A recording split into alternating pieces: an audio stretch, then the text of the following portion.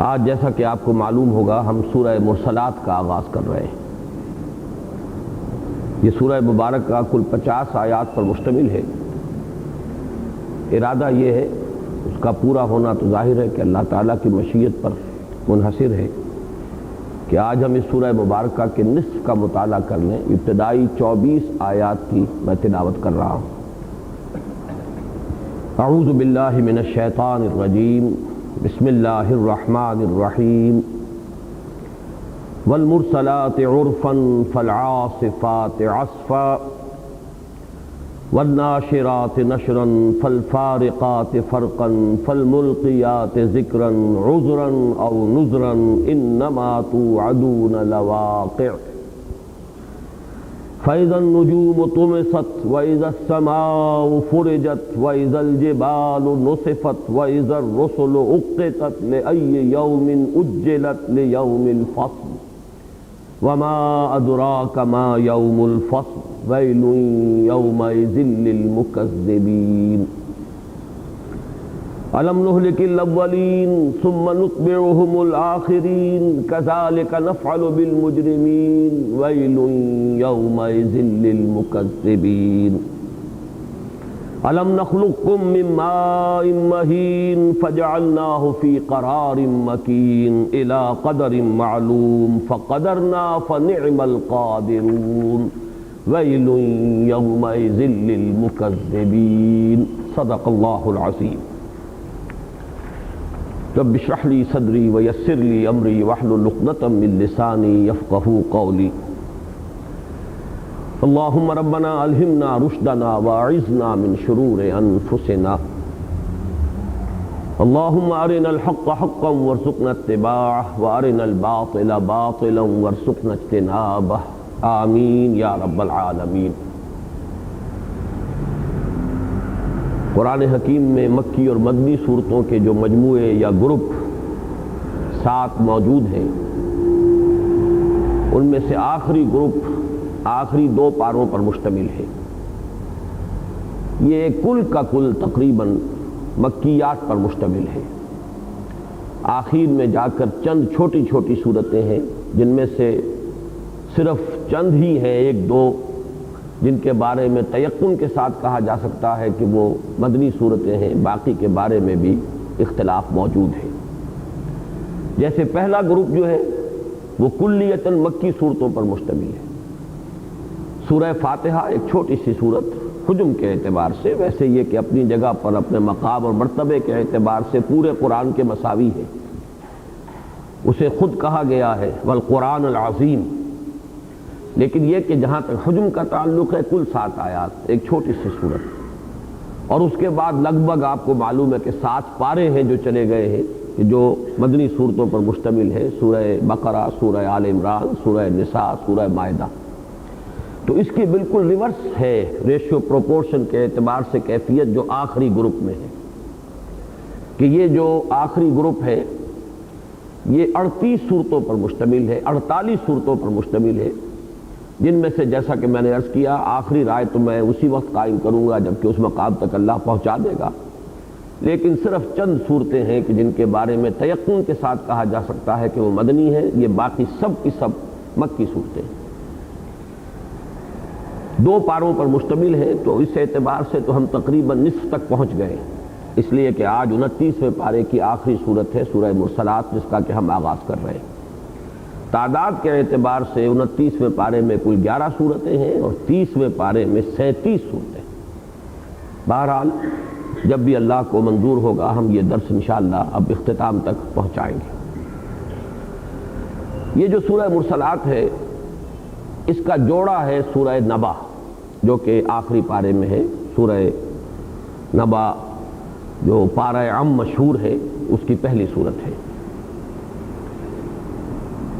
میں نے عرض کیا تھا کہ اس آخری گروپ میں سورہ مزمل کے بعد سے لے کر اختتام تک واضح طور پر صورتیں جو ہیں وہ جوڑوں میں منقسم ہیں، کہیں کوئی منفرد یا ضمیمے کی حیثیت رکھنے والی صورت نہیں، بلکہ ایک اضافی بات یہ نظر آتی ہے کہ بعض جگہوں پر 2 جوڑے یعنی 4 صورتوں کے 4 سورے وجود میں آئے ہیں مضمون کے اعتبار سے۔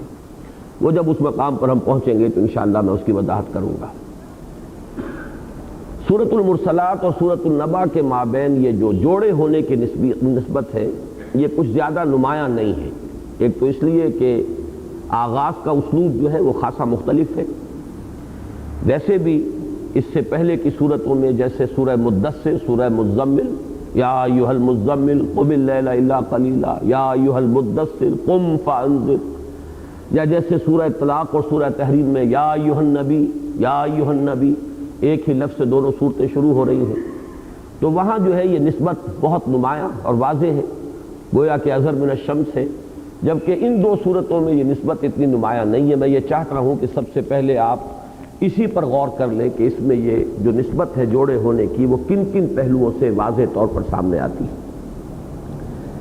پہلی بات یہ کہ اس سورہ مبارکہ میں ابھی جو ہم نے آیات تلاوت کی ہیں 3 مرتبہ استفہام تقریری کا استعمال ہوا ہے. الم نہلک الاولین، آگے چل کر الم نخلقکم من ماء مہین، اس سے آگے چل کر وہ آیت آج ہم نے نہیں پڑھی ہے، الم نجعل الارض کفاتا، کیا ہم نے پہلوں کو ہلاک نہیں کیا؟ کیا ہم نے تمہیں بڑے حقیر سے پانی سے پیدا نہیں کیا؟ کیا ہم نے زمین کو جمع کرنے والی نہیں بنا دیا؟ اب یہی اسلوب ہے سورہ نبا میں. آپ دیکھیں گے کہ جو تمہیدی آیات ہیں، عما یتساءلون عن النبأ الذی ہم فیہ مختلفون کلا سیعلمون ثم کلا سیعلمون، اب اس کے بعد یہی اسلوب آ جائے گا الم نجعل الارض مہادا. یہاں سے گویا کہ اس کا ربط جو ہے وہی جو استفہام تقریری جو 3 مرتبہ دہرایا گیا ہے سورہ مرسلات میں، اسی سے آغاز ہو جائے گا سورہ نبا کے اندر جو تسلسل کے ساتھ ایک بیان شروع ہو رہا ہے. یہی نسبت نظر آتی ہے ایک اور اعتبار سے. یوم الفصل کی جو ترکیب ہے وہ قرآن مجید میں کل 5 مرتبہ آئی ہے، لیکن یہ کہ ان میں سے 3 مرتبہ یہ سورہ مرسلات میں ہے. لِأَيِّ يَوْمٍ أُجِّلَتْ لِيَوْمِ الْفَصْلِ وَمَا أَدْرَاكَ مَا يَوْمُ الْفَصْلِ، اور ذرا آگے چل کر آئے گا هَذَا يَوْمُ الْفَصْلِ جَمَعْنَاكُمْ وَالْأَوَّلِينَ فَإِنْ كَانَ لَكُمْ كَيْدٌ فَكِيدُونِ. تو یوم الفصل 3 مرتبہ اس میں ہے، اور سورہ نبا میں دیکھیں گے 1 مرتبہ آیا ہے إِنَّ يَوْمَ الْفَصْلِ كَانَ مِيقَاتًا. وہی نسبت و تناسب، 3 مرتبہ استفہام تقریری سورہ مرسلات میں، 1 مرتبہ سورہ نبا میں. 3 مرتبہ یوم الفصل کی ترکیب سورہ مرسلات میں، 1 مرتبہ سورہ نبا میں. اب میں چند آیات آپ کو گنوا رہا ہوں کہ جن سے معلوم ہوگا، اگرچہ ویسے روانی کے ساتھ پڑھتے ہوئے وہ مشابہت زیادہ نمایاں نہیں ہوتی، لیکن اگر تقابلی مطالعہ کیا جائے تو یہ نسبت بہت نمایاں ہے. مثلاً سورہ مرسلات میں فرمایا وَإِذَا السَّمَاءُ فُرِجَتْ، سورہ نبا میں فرمایا وَفُتِحَتِ السَّمَاءُ فَكَانَتْ أَبْوَابًا. سورہ مرسلات میں آیا وَإِذَا الْجِبَالُ نُسِفَتْ، سورہ نبا میں آئے گا وَسُيِّرَتِ الْجِبَالُ فَكَانَتْ سَرَابًا. ایک ہی مضمون ہے، تھوڑا سا لفظی فرق ہے، وہی مضمون جو ہے دوہرا کر آ رہا ہے. سورہ مرسلات میں ابھی ہم نے پڑھا الم نجعل الارض کفاتا، اور وہاں آئے گا الم نجعل الارض مہادا. کفاتا اور مہادا کا فرق ہے، باقی آیت کی ترکیب اس کا اسلوب بعین ہی وہی ہے. سورہ مرسلات میں ہے وَجَعَلْنَا فِيهَا رَوَاسِيَ شَامِخَاتٍ، اور وہاں آپ کو ملے گا وَالْجِبَالَ أَوْتَادًا، ہم نے بنا دیا ہے پہاڑوں کو میخوں کے مانند. سورہ مرسلات میں ہے وَأَسْقَيْنَاكُم مَاءً فُرَاتًا، سورہ نبا میں ہے وَأَنزَلْنَا مِنَ الْمُعْصِرَاتِ مَاءً ثَجَّاجًا. اس طریقے سے یہ الفاظ.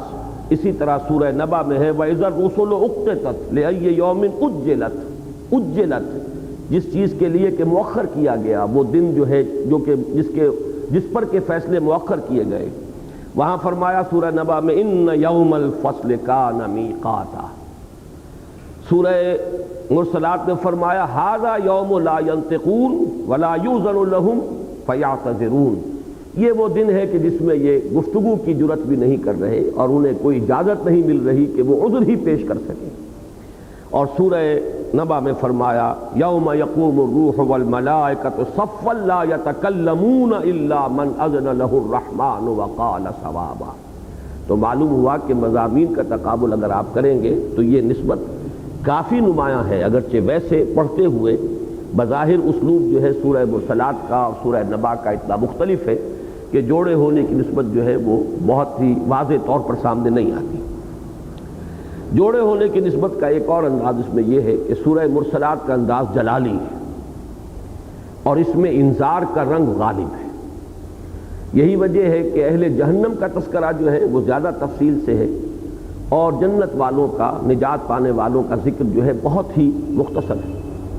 یہ آپ کو ریشو پروپورشن جو ہے وہ ملے گی کہ کانورس ہو گئی ہے سورہ نبا میں، وہاں اللہ کی ربوبیت کی نشانیوں کا زیادہ ذکر ہے، اس میں تبشیر کا رنگ زیادہ ہے، اہل جنت کے لیے کو جو نعمتیں ملیں گی ان کی بھی زیادہ تفصیل ہے۔ یہ تو ہے اس سورہ مرسلات اور سورہ نبا کا ایک تقابلی مطالعہ ان کے مابین جوڑے ہونے کی نسبت سے۔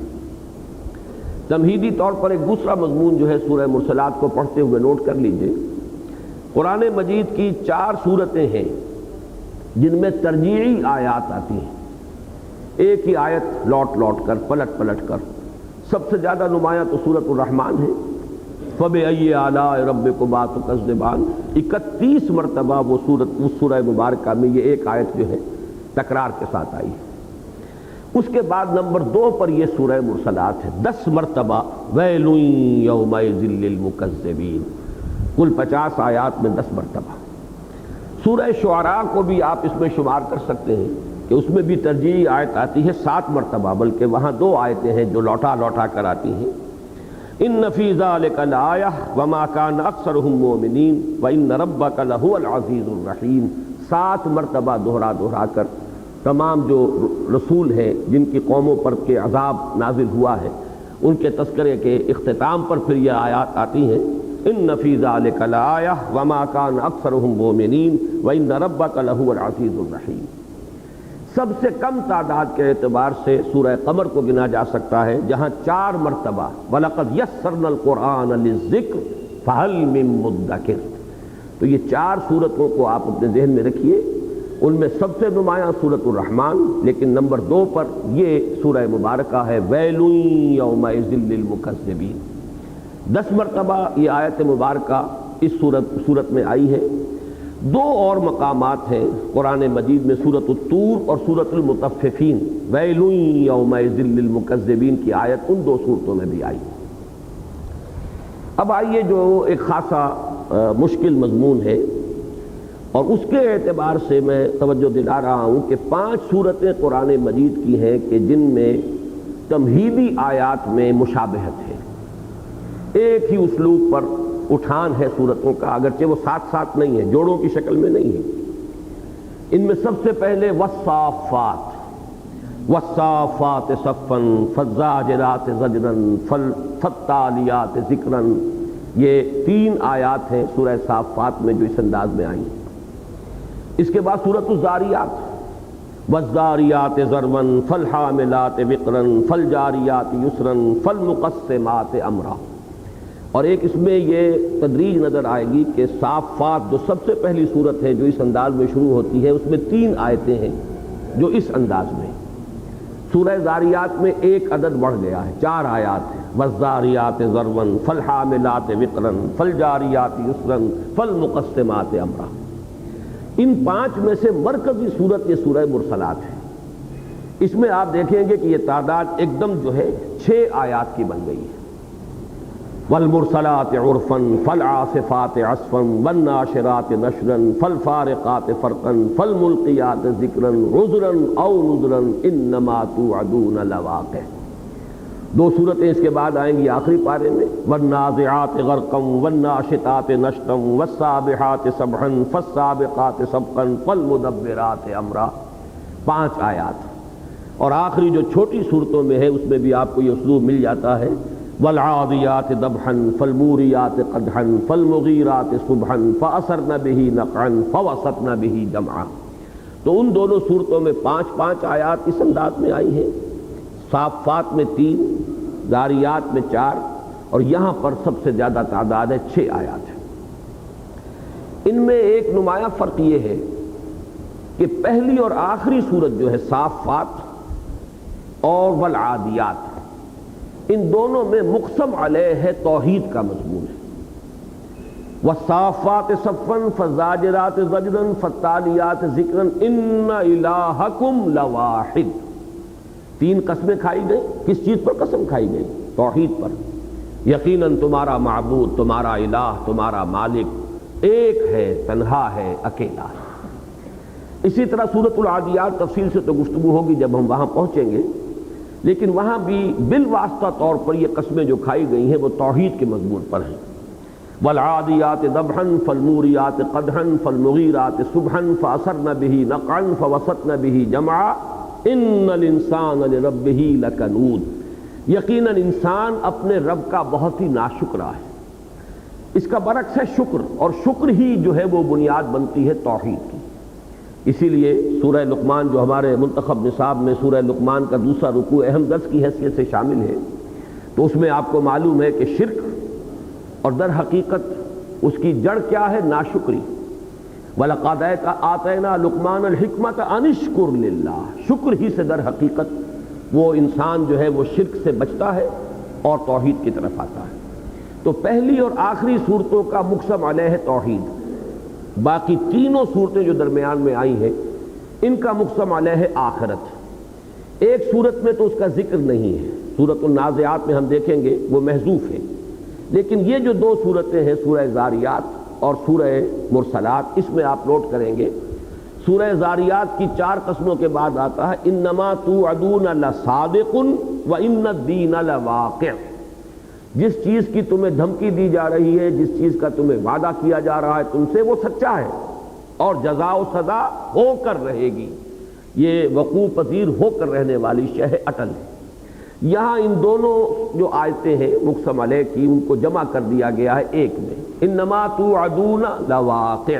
نوٹ کر لیجئے دوبارہ، انما توعدون لصادق وان الدین لواقع، اور یہاں انما توعدون لواقع مخفف کر دیا گیا، مراد وہی ہے جس چیز کا تم سے وعدہ کیا جا رہا ہے وہ سچا ہے، یہ دھوس نہیں ہے، یہ خامخواہ کی بات نہیں کہی جا رہی ہے، بلکہ یہ واقعہ ہے، اٹل ہے، ہو کر رہے گا۔ انما توعدون لصادق وان الدین لواقع، یہاں پر جمع کر دیا گیا انما توعدون لواقع، جس چیز کی کہ تمہیں دھمکی دی جا رہی ہے یا جس چیز کا وعدہ کیا جا رہا ہے وہ واقع ہو کر رہنے والی شے۔ اب جہاں تک ان جو فواتح ہیں یہ 5 آیات، ان کے مفہوم کا تعلق ہے، اس میں پھر نوٹ کر لیجئے پہلی اور آخری صورتوں کے جو قسمیں ہیں ان کے مفہوم پر تقریباً اجماع ہے۔ والصافات صفا فالزاجرات زجرا فالتالیات ذکرا، ان کے بارے میں اجماع ہے کہ اس سے مراد فرشتے ہیں، اس لیے کہ داخلی طور پر اسی سورہ صافات میں آگے چل کر یہ مضمون آ گیا ہے وما منا الا له مقام معلوم وانا لنحن الصافون وانا لنحن المسبحون، گویا کہ فرشتوں کی زبان سے یہ کہلوایا جا رہا ہے کہ ہم میں سے ہر ایک کا ایک مقام ہے، ایک مرتبہ ہے، اس کی ایک حیثیت ہے جو معین ہے، اور ہم تو صفیں باندھے ہوئے ہر وقت اللہ تعالیٰ کے احکام کے منتظر رہتے ہیں، جو حکم ملتا ہے بجا لانے کے لیے بسر و چشم تیار، اور ہم تو ہر وقت اللہ کی تسبیح میں رتم اللسان رہتے ہیں۔ کیونکہ یہ آیات درمیان میں آ گئی ہیں لہذا کوئی دوسری رائے کے پیش کرنے کا احتمال ہی باقی نہیں رہا۔ والصافات صفا، قسم ہے ان فرشتوں کی جو صفیں باندھے ہوئے تیار رہتے ہیں۔ والزاجرات زجرا، پھر یہ کہ وہی فرشتے ہیں کہ اللہ تعالیٰ جن قوموں پر عذاب بھیجتا ہے، جن کے اوپر ڈانٹ اللہ کی طرف سے آتی ہے، ڈانٹ ڈپٹ ہوتی ہے، زجر ہوتا ہے، وہ بھی انہی کے ذریعے سے۔ فالتالیات ذکرا، اور اللہ کی طرف سے ذکر اور نصیحت اور وحی لے کر آنے والی ہستیاں بھی یہی ہیں، لہذا کوئی اختلاف نہیں رہا کہ ان کا جو مدلول ہے وہ ہے فرشتے۔ اسی طرح آخری صورت جو ہے والعادیات ضبحا، اس میں بھی کوئی اختلاف نہیں، اس میں عام انسانی مشاہدے میں جو گھوڑے کی وفاداری ہے اپنے مالک کے ساتھ، در حقیقت اس کا نقشہ کھینچا گیا ہے۔ یہ گھوڑا جس کی کہ مالک جو ہے اس کا تھوڑی سیوا کرتا ہے، کھلاتا پلاتا ہے، دانہ ڈالتا ہے، کہیں کچھ اس کے جسم کو صاف کرتا ہے، لیکن اتنی سی سیوا پر اتنی وفاداری، اتنا جذبہ شکر اس میں پیدا ہو جاتا ہے کہ ذرا سی اس کی لگام کا اشارہ ہوتا ہے یا ذرا سی اس کی ران کا اشارہ ہوتا ہے اور وہ سرپٹ دوڑتا ہے، اس کو سانس چڑھ رہا ہو، جو بھی اس کا حال ہو، لیکن وہ مالک کے حکم سے ادھر ادھر نہیں ہوتا۔ حالانکہ اس کی کسی سے جنگ نہیں ہوتی، لیکن وہ مالک کے حکم کے تحت جو ہے وہ مجمع کے اندر، فوجوں کے اندر گھستا۔ اور آپ کو معلوم ہے جب یہ جنگ ہوتی تھی تو گھوڑے بھی مرتے تھے، ان کے بھی سینوں کے اندر جو ہے وہ نیزے پیوست ہو جاتے تھے، تیروں کی بوچھاڑ آتی تھی، لیکن وہ کسی بھی چیز سے منہ نہیں موڑتے تھے، جو اس کا مالک ہے، جو اس کا سوار ہے، اس کا حکم وہ مان رہے ہیں۔ وہ نقشہ کھینچا گیا، والعادیات ضبحا فالموریات قدحا، اپنے سموں سے چنگاریاں نکالتے ہوئے دوڑتے ہیں، فالمغیرات صبحا، اور عین صبح کے وقت، جس کو آپ انگریزی میں کہتے ہیں the small hours of the morning, اس لیے کہ جو غارت گری کرتے تھے یہ اہل عرب، وہ بالکل اس وقت، یہ رات کا پچھلا پہر، جب کہ کوئی قبیلہ سویا ہوا ہے، بڑا ٹھنڈی ٹھنڈی ہوا چل رہی ہے اور بہت ہی ان پر مدہوشی اور ایک غفلت آ رہی ہے، تب جا کر اچانک ٹوٹ پڑتے تھے۔ فالمغیرات صبحا فَأَثَرْنَ بِهِ نَقْعًا فَوَسَطْنَ بِهِ جَمْعًا، پوری جمعیتوں کے اندر فوجوں میں گھس جاتے تھے۔ کیوں؟ صرف اس لیے کہ مالک نے کچھ سیوا کی ہے، کھلایا پلایا ہے، کوئی ٹہل کی ہے اس کی۔ لیکن انسان اس کے برعکس، ان الانسان لربہ لکنود، اس کی ناشکری کی انتہا ہے کہ وہ اپنے مالک کے حکم کو نہیں مانتا، جس نے پیدا کیا، جس نے بنایا، جس نے اس کی ضروریات زندگی فراہم کی، جو اسے کھلا رہا ہے، پلا رہا ہے۔ تو یہ ہے اصل میں کنٹراسٹ۔ تو میں اس وقت صرف یہ عرض کر رہا تھا کہ اس کے مدلول کے بارے میں بھی کوئی اختلاف نہیں۔ والصافات صفا، فرشتوں کی قسمیں کھائی گئی، ان کو گواہی میں پیش کیا گیا۔ والعادیات ضبحا، گھوڑا اور گھوڑے کی وفاداری کو گواہی کے طور پر پیش کیا گیا، کنٹراسٹ شو کرنے کے لیے کہ اس گھوڑے کی وفاداری کو دیکھو اور اس انسان کی ناشکرے پن کو دیکھو، اس سے تمہیں اندازہ ہوگا کہ کیا فرق و تفاوت ہے۔ البتہ جو درمیان کی تین جو صورتیں ہیں، سورہ ذاریات اور سورہ مرسلات اور سورہ نازعات، یہ مشکلات القرآن میں سے، اس لیے ان کے مدلول، ان کے مفاہیم، ان کی تفسیر میں بہت اختلاف واقع ہوا ہے۔ اب میں سورہ ذاریات کو اور سورہ نازعات کو اس وقت چھوڑ رہا ہوں، لیکن یہ کہ اب سب سے پہلے آئیے سورہ مرسلات کی جو قسمیں ہیں، ان کا مفہوم کیا کیا لیا گیا۔ پہلے لفظی ترجمہ کر لیجئے۔ والمرسلات عرفاً، مرسل کوئی شے یا کوئی فرد یا کوئی انسان جو بھیجا گیا ہو۔ مرسلین اللہ تعالیٰ کے رسولوں کو، اس کے لیے لفظ رسول بھی آتا ہے، مرسل بھی آتا ہے۔ والمرسلات، وہ ہستیاں جو بھیجی گئیں، عرفاً، عرفاً کے دو معنی کیے گئے ہیں۔ ایک تو عرف کہتے ہیں گھوڑے کے عیال کو، گھوڑے کے گردن کے بال جو پھر اس کی پیشانی کے اوپر بھی آ جاتے ہیں۔ ابھی جب کہ ابتدا میں لگام وغیرہ کا تصور نہیں تھا تو گھوڑے کی سواری کرتے ہوئے اسی عیال کو پکڑ کر جو ہے وہ اس کا سوار بیٹھتا تھا، اور پھر جیسے کہ ایڑ دی جاتی ہے تو عیال کو چھوڑ دینا گویا کہ اشارہ ہوتا تھا کہ اب یہ بگٹٹ، جسے اب ہم کہتے ہیں بگٹٹ دوڑنا، کہ وہ سر پٹک دوڑے۔ تو ایک تو مفہوم یہ لیا گیا ہے والمرسلات عرفاً، قسم ہے ان ہستیوں کی اور گواہ ہے وہ ہستیاں جن کو بھیجا جاتا ہے، چھوڑ دیا جاتا ہے بگٹٹ انداز میں، بہت تیز اور تند۔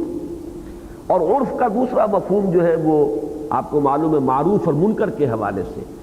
معروف شے وہ ہے جو پسندیدہ ہو، خوشگوار ہو، اچھی لگے، اور منکر شے وہ ہے جو ناپسندیدہ ہو، ناگواری جس سے کہ فطرت انسانی محسوس کرے۔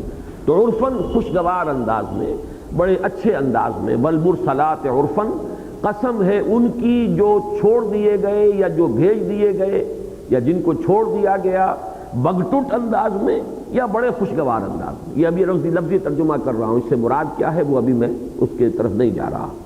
فالعاصفات عصفاً، عاصف کہتے ہیں جھکڑ، تیز آندھی، عاصف۔ فالعاصفات عصفاً، پھر وہ کہ جو تیز و تند چلنے والیاں ہیں، پوری تیزی اور تندی کے ساتھ۔ یہاں یہ عصفاً جو ہے یہ مفعول مطلق کے معنی میں آ رہا ہے، اور عربی زبان میں آپ کو معلوم ہے مفعول مطلق آتا ہے کسی شے کی اصل حقیقت کو ظاہر کرنے کے لیے۔ ضربتہ ضرباً، میں نے اسے مارا جیسے کہ مارا جاتا ہے، یعنی یوں نہ سمجھو کہ میں صرف محاورتاً کہہ رہا ہوں کہ میں نے مارا جیسے کہ مارنے کا حق ہے۔ تو فالعاصفات عصفاً، پھر تیز و تند ہو جانے والیاں جیسے کہ تیز و تند ہوا جاتا ہے، پوری تیزی اور تندی کے ساتھ۔ والناشرات نشراً، نشر کے بھی دو معنی کیے گئے ہیں، ایک نشر کے معنی ابھارنا، اٹھانا، اور ایک نشر کے معنی پھیلانا۔ یہ دوسرا مفہوم جو ہے اسی سے ہم استعمال کرتے ہیں، نشر و اشاعت، اسی سے لفظ بنا منتشر ہو جانا، پھیل جانا، مختلف ٹکڑیوں میں بٹ جانا، اور اس طریقے سے بجائے مجتمع ہونے کے منتشر ہو جانا۔ بلکہ اس میں ایک لفظ جو ہے لغت کے پہلو سے ایک عمدہ ذہن میں رکھیے، نثر سا کے ساتھ اور نشر ان میں بہت قرب ہے۔ نثر بھی نظم کے مقابلے میں آتا ہے لفظ. نظم وہ ہے کہ جو عبارت جس کے اندر ایک نظم ہے، تنظیم ہے، قوافی ہیں جن میں ایک ردم ہے، جن میں وہ مختلف جو ہے یہ جو نظم کی شرائط ہے پوری ہو رہی ہیں. اور نثر ہے بکھرے ہوئے الفاظ ہیں، ان کے اندر کوئی اس طرح کا آپ کو نظم نہیں ملے گا. تو نثر اور نشر یہ بہت قریب ہے ایک دوسرے کے اور ان کے اندر ایک مشابہت ہے.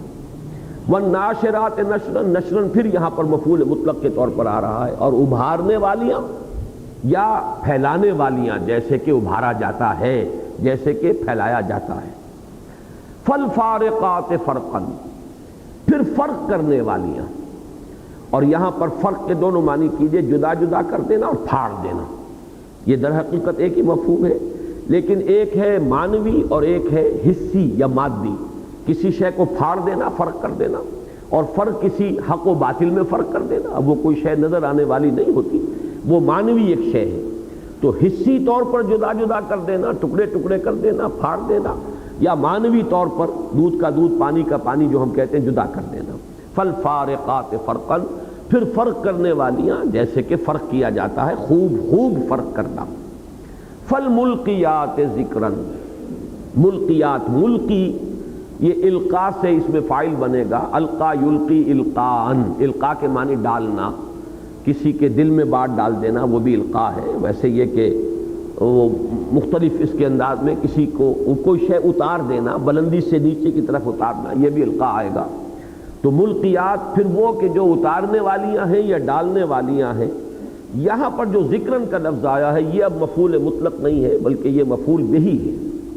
پھر نازل کرنے والیاں ذکر کی، ذکر کو، ڈالنے والیاں ذکر کو. ذکر نصیحت، یاد دہانی. اور آپ کو معلوم ہے وحی کے لیے، قرآن کے لیے انا نحن نزلنا الذکر وانا لہ لحافظون، کلا انہا تذکرہ. تو یہ معلوم ہوا کہ یہ لفظ جو ہے وحی کے لیے اور قرآن کے لیے بار بار استعمال ہوتا ہے. تو پھر لانے والیاں یا ڈالنے والیاں ذکر اور نصیحت، وحی اور یہ قرآن جو اس میں شمار ہو سکتا ہے. اس کے ساتھ جڑ کر اگلی آیت آ رہی ہے عذراً او نذراً. اس ذکر کا جو نزول ہے یا اس ذکر کا جو القاء ہے یہ دو مقصد کے لیے ہے. عذر اتمام حجت اللہ کی طرف سے، کسی قوم کو ہلاک کر دینے سے پہلے اللہ کی طرف سے اتمام حجت کے طور پر اللہ تعالیٰ کی طرف سے وحی کا سلسلہ، نبی کی بعثت، رسول کا بھیجا جانا، اتمام حجت اس کے ذریعے سے جانا تاکہ اب عذر نہ رہے. اور نذراً خبردار کرنا، یعنی جن میں کچھ بھی خیر کا مادہ ہے، جو کچھ بھی اپنی بھلائی چاہتے ہیں، جو چاہتے ہیں کہ ان کو حق کا راستہ مل جائے، بھٹک رہے تھے، انہیں خبردار کر کے اور صحیح راستے کی طرف لے آنا. یہ دو مقصد ہیں جن کے تحت کہ وحی نازل ہوتی رہی اور اللہ کی طرف سے جو ذکر ہے وہ اتارا جاتا رہا. اب یہ تو ترجمہ ہو گیا ان آیات کا. اب یہ میں ذرا نوٹ کر کے آج لایا ہوں کہ ان سے مراد کیا لیا گیا ہے. جیسا کہ میں عرض کر چکا ہوں یہ مشکلات القرآن میں سے ہے. امام راضی نے تقسیم کیا ہے تمام آراء کو، اور امام راضی کا میں اس اعتبار سے بہت قائل ہوں کہ وہ بڑی سائنٹیفک انداز میں ایک چیز کا تجزیہ بھی کر دیتے ہیں، اور اگر بہت سی مختلف آراء کہیں پائی جاتی ہوں تو انہیں پھر وہ سائنٹیفک انداز میں، منطقی انداز میں مرتب کر دیتے ہیں. تو دو حصوں میں تقسیم انہوں نے کیا ہے کہ کچھ لوگوں نے تو ان 5-6 آیات سے، بلکہ 5 کہنا چاہیے اس لیے کہ عذراً اور نذراً جو ہے وہ تو در حقیقت ذکراً کا بدل ہے یا ذکراً کی صفت ہے یا ذکراً کا مفعول لہو ہے. اصل میں تو 5 ہی آیتیں بنتی ہیں. والمرسلات عرفاً فالعاصفات عصفاً والناشرات نشراً فالفارقات فرقاً فالملقیات ذکرا. یہ 5 آیتیں. ایک اصولی بات اور رہ گئی جو مجھے بیان کر دینی چاہیے تھی کہ ان آیات کے درمیان جو حرف عطف آ رہا ہے وہ واو بھی ہے اور فا بھی ہے. ان کے استعمال کا جو فرق ہے اسے نوٹ کر لینا چاہیے. فا جہاں بھی آئے گا، اگر 2 آیتوں کو جوڑنے والا حرف جو ہے فا ہے تو فا کے نتیجے میں لازماً وہی شے ہوگی مراد دوسری آیت میں بھی. اس کی کوئی نئی حیت، نئی شکل، نئی صورت، نئی شان، نئی صفت یہ تو ہو سکتا ہے، کیفیت مختلف ہو لیکن شے وہی ہوگی. فا واو میں یہ بھی ہو سکتا ہے کہ وہی شے ہو اور اس کی کوئی اور کیفیت بیان کی جا رہی ہو، اور وا میں اس کا بھی احتمال ہے کہ وہ شے ہی جدا ہو، مدلول ہی مختلف ہو. لیکن فا میں لازماً وہ شے ایک ہی ہوگی، اسی کی کیفیتیں جو ہے وہ بدلی ہوئی ہوں گی، یا اسی کی مختلف جو ہے وہ صورتیں سامنے آئیں گی۔ تو اب یہاں آپ دیکھ رہے ہیں کہ ان میں سے ایک جگہ پر تو واو ہے، والمرسلات عرفاً فالعاصفات عصفا، یہ تو گویا کہ فا سے دونوں کو بریکٹ کر دیا گیا۔ اس کے بعد واو ہے، والناشرات نشرا فالفارقات فرقا فالملقیات ذکرا عذرا او نذرا انما توعدون لواقع۔ اس اعتبار سے اب ذرا جو آراء آ رہی ہیں ان کو نوٹ کر لیجئے۔ پہلے تو 5 اقوال ہیں کہ جس میں کہ مفسرین نے یہ رائے ظاہر کی ہے کہ یہ پانچوں چیزیں ایک ہی ہیں۔ مثلاً یہ کہ حضرت مقاتل اور حضرت مسروق کی روایت جو ہے حضرت عبداللہ ابن مسعود سے رضی اللہ تعالی عنہما، وہ یہ ہے کہ سب سے مراد فرشتے ہیں، جیسے سورہ صافات، والمرسلات عرفاً، قسم ہے ان فرشتوں کی جن کو اللہ تعالیٰ بھیجتا ہے، نازل فرماتا ہے، وہ بھی تو ظاہر بات ہے کہ رسول ہیں اللہ کے، جیسے کہ سورہ حج کے اندر وہ آیت ہم پڑھ چکی، اللہ تعالیٰ اللہ یصطفی من الملائکۃ رسلا ومن الناس، وہ بھیجے جانے والی ہستیاں، بڑی باعزت ہستیاں جن کو اللہ تعالیٰ بھیجتا ہے، بڑے خوشگوار انداز میں بھیجتا ہے۔ پھر فالعاصفات عصفا، پھر کبھی ایسا ہوتا ہے کہ وہ تیز و تند آندھیاں جو ہے لے کر آتی ہیں قوموں کے اوپر، جیسے کہ عاد کو ہلاک کیا گیا ہے، وہ آندھی جو ہے انہی فرشتوں کے ذریعے سے اللہ تعالیٰ نے اس کو عذاب کی صورت دے کر بھیجا ہے۔ تو اس طریقے سے تفصیل میں جانے کی ضرورت نہیں۔ والناشرات نشرا، پھر وہی ہے کہ جو اللہ تعالیٰ کے پیغام کو پھیلاتی ہیں، پھیلانے والی ہستیاں ہیں، مبارک ہستیاں، نورانی ہستیاں، فرشتے کہ جو اللہ کی وحی کو، اس کے پیغام ہدایت کو نشر کرتی ہیں۔ فالفارقات فرقا، پھر وہ فرق کر دیتی ہیں وہ ہستیاں، میں یہاں پہ اس لیے کیونکہ مؤنث کا صیغہ استعمال ہو رہا ہے لہذا یہ لفظ بار بار لا رہا ہوں، حالانکہ بہرحال فرشتے ان کے لیے ہماری زبان میں یہ تانیث کا صیغہ جو ہے یہ ذرا مناسب معلوم نہیں ہوتا، عربی قواعد کا معاملہ دوسرا ہے، اس لیے بار بار وہ مبارک ہستیاں، وہ نورانی ہستیاں کہ وہ پھر فرق کر دیتی ہیں، جیسے کہ فرق کرنے کا حق ہے، حق و باطل نمایاں ہو جاتا ہے، کوئی اشتباہ نہیں رہتا اس نشر کے ذریعے سے جو احکام خداوندی اور وحی خداوندی کا نشر ان کے ذریعے ہوتا ہے، تو پھر حق و باطل، دودھ کا دودھ، پانی کا پانی جدا ہو جاتا ہے۔ فالملقیات ذکراً، اور پھر وہ القاء کرنے والیاں ہیں وہ ہستیاں قلوب کے اندر۔ یہ نوٹ کر دیجئے کہ القاء جو ہے، الہام اور القاء، یہ صرف انبیاء کے لیے مخصوص نہیں ہے، وہ وحی نبوت تو یقیناً انبیاء ہی کے لیے ہے، لیکن القاء اللہ تعالیٰ کسی اپنے نیک بندے کے دل میں القاء فرما دیتا ہے کسی بات کا، الہام ہے۔ الہام اور القاء یہ سلسلے غیر انبیاء کے ساتھ بھی ہیں، کسی کے دل میں کوئی نیکی کا جذبہ کسی وقت ابھر آتا ہے، اب آپ سمجھتے ہیں کہ یہ خود ابھرا ہے، لیکن یہ کہ اللہ تعالیٰ کی طرف سے اس کے کسی فرشتے کے ذریعے سے اللہ تعالیٰ نے آپ کے اندر ایک نیکی کے جذبے کو ابھارا ہے۔ تو اس اعتبار سے یہ پانچوں قسمیں جو ہیں ان کا مدلول ایک لیا گیا، بعض حضرات نے ان سب سے مراد لیا فرشتے، اور چونکہ میں بتا چکا ہوں کہ واو کے اندر بھی یہ احتمال ہے کہ ایک ہی شے ہو، تو ایک جگہ پر اگر واو آ گیا ہے تو اس سے انہوں نے کوئی فرق جو ہے معنی اور مفہوم میں نہیں لیا، بلکہ وہ سمجھتے ہیں کہ پانچوں چیزوں سے مراد ہے فرشتے۔ حضرت مجاہد اور حضرت قتادہ رحمہم اللہ کی رائے ہے، اور یہی مولانا اصلاحی صاحب نے اختیار کی ہے بڑے جزم کے ساتھ، اگرچہ وہ ان کا ایک اپنا خاص ذوق ہے، اس کے اعتبار سے جہاں کہیں بھی کوئی مادی تعبیر ہو سکتی ہو وہ اس کی طرف زیادہ رجحان رکھتے ہیں۔ بہرحال لیکن یہ رائے صرف ان کی تنہا نہیں ہے، حضرت مجاہد اور قتادہ کی رائے بھی ہے کہ اس سے مراد ہوائیں ہیں، والمرسلات عرفاً، پہلے یہ ہوائیں جو ہیں بڑی خوشگوار انداز میں چلتی ہیں، پھر یہ فالعاصفات عصفاً، پھر یہ جھکڑوں کی شکل اختیار کر لیتی ہیں، تباہی لاتی ہیں، بربادی لاتی ہیں، پھر یہی ہوائیں ہیں جو بادلوں کو ابھارتی ہیں، اٹھاتی ہیں، پھیلاتی ہیں، والناشرات نشراً فالفارقات فرقاً، پھر یہ فرق کر دیتی ہیں، کہیں خشک سالی ہے جہاں بارش نہیں ہوئی، اور کہیں پر جل تھل ہو گیا ہے اور وہاں پر برکتیں جو ہیں وہ ظاہر ہو رہی ہیں۔ فالملقیات ذکر، اور یہی چیز جو ہے پھر لوگوں کے لیے نصیحت کا ذریعہ بن جاتی ہے، یہی فرق و تفاوت جو ہے وہ بہت سے لوگوں کو جو غفلت میں تھے انہیں جگانے کا سبب اور ذریعہ بن جاتی ہے۔ تو یہ بھی ایک تعبیر ہے۔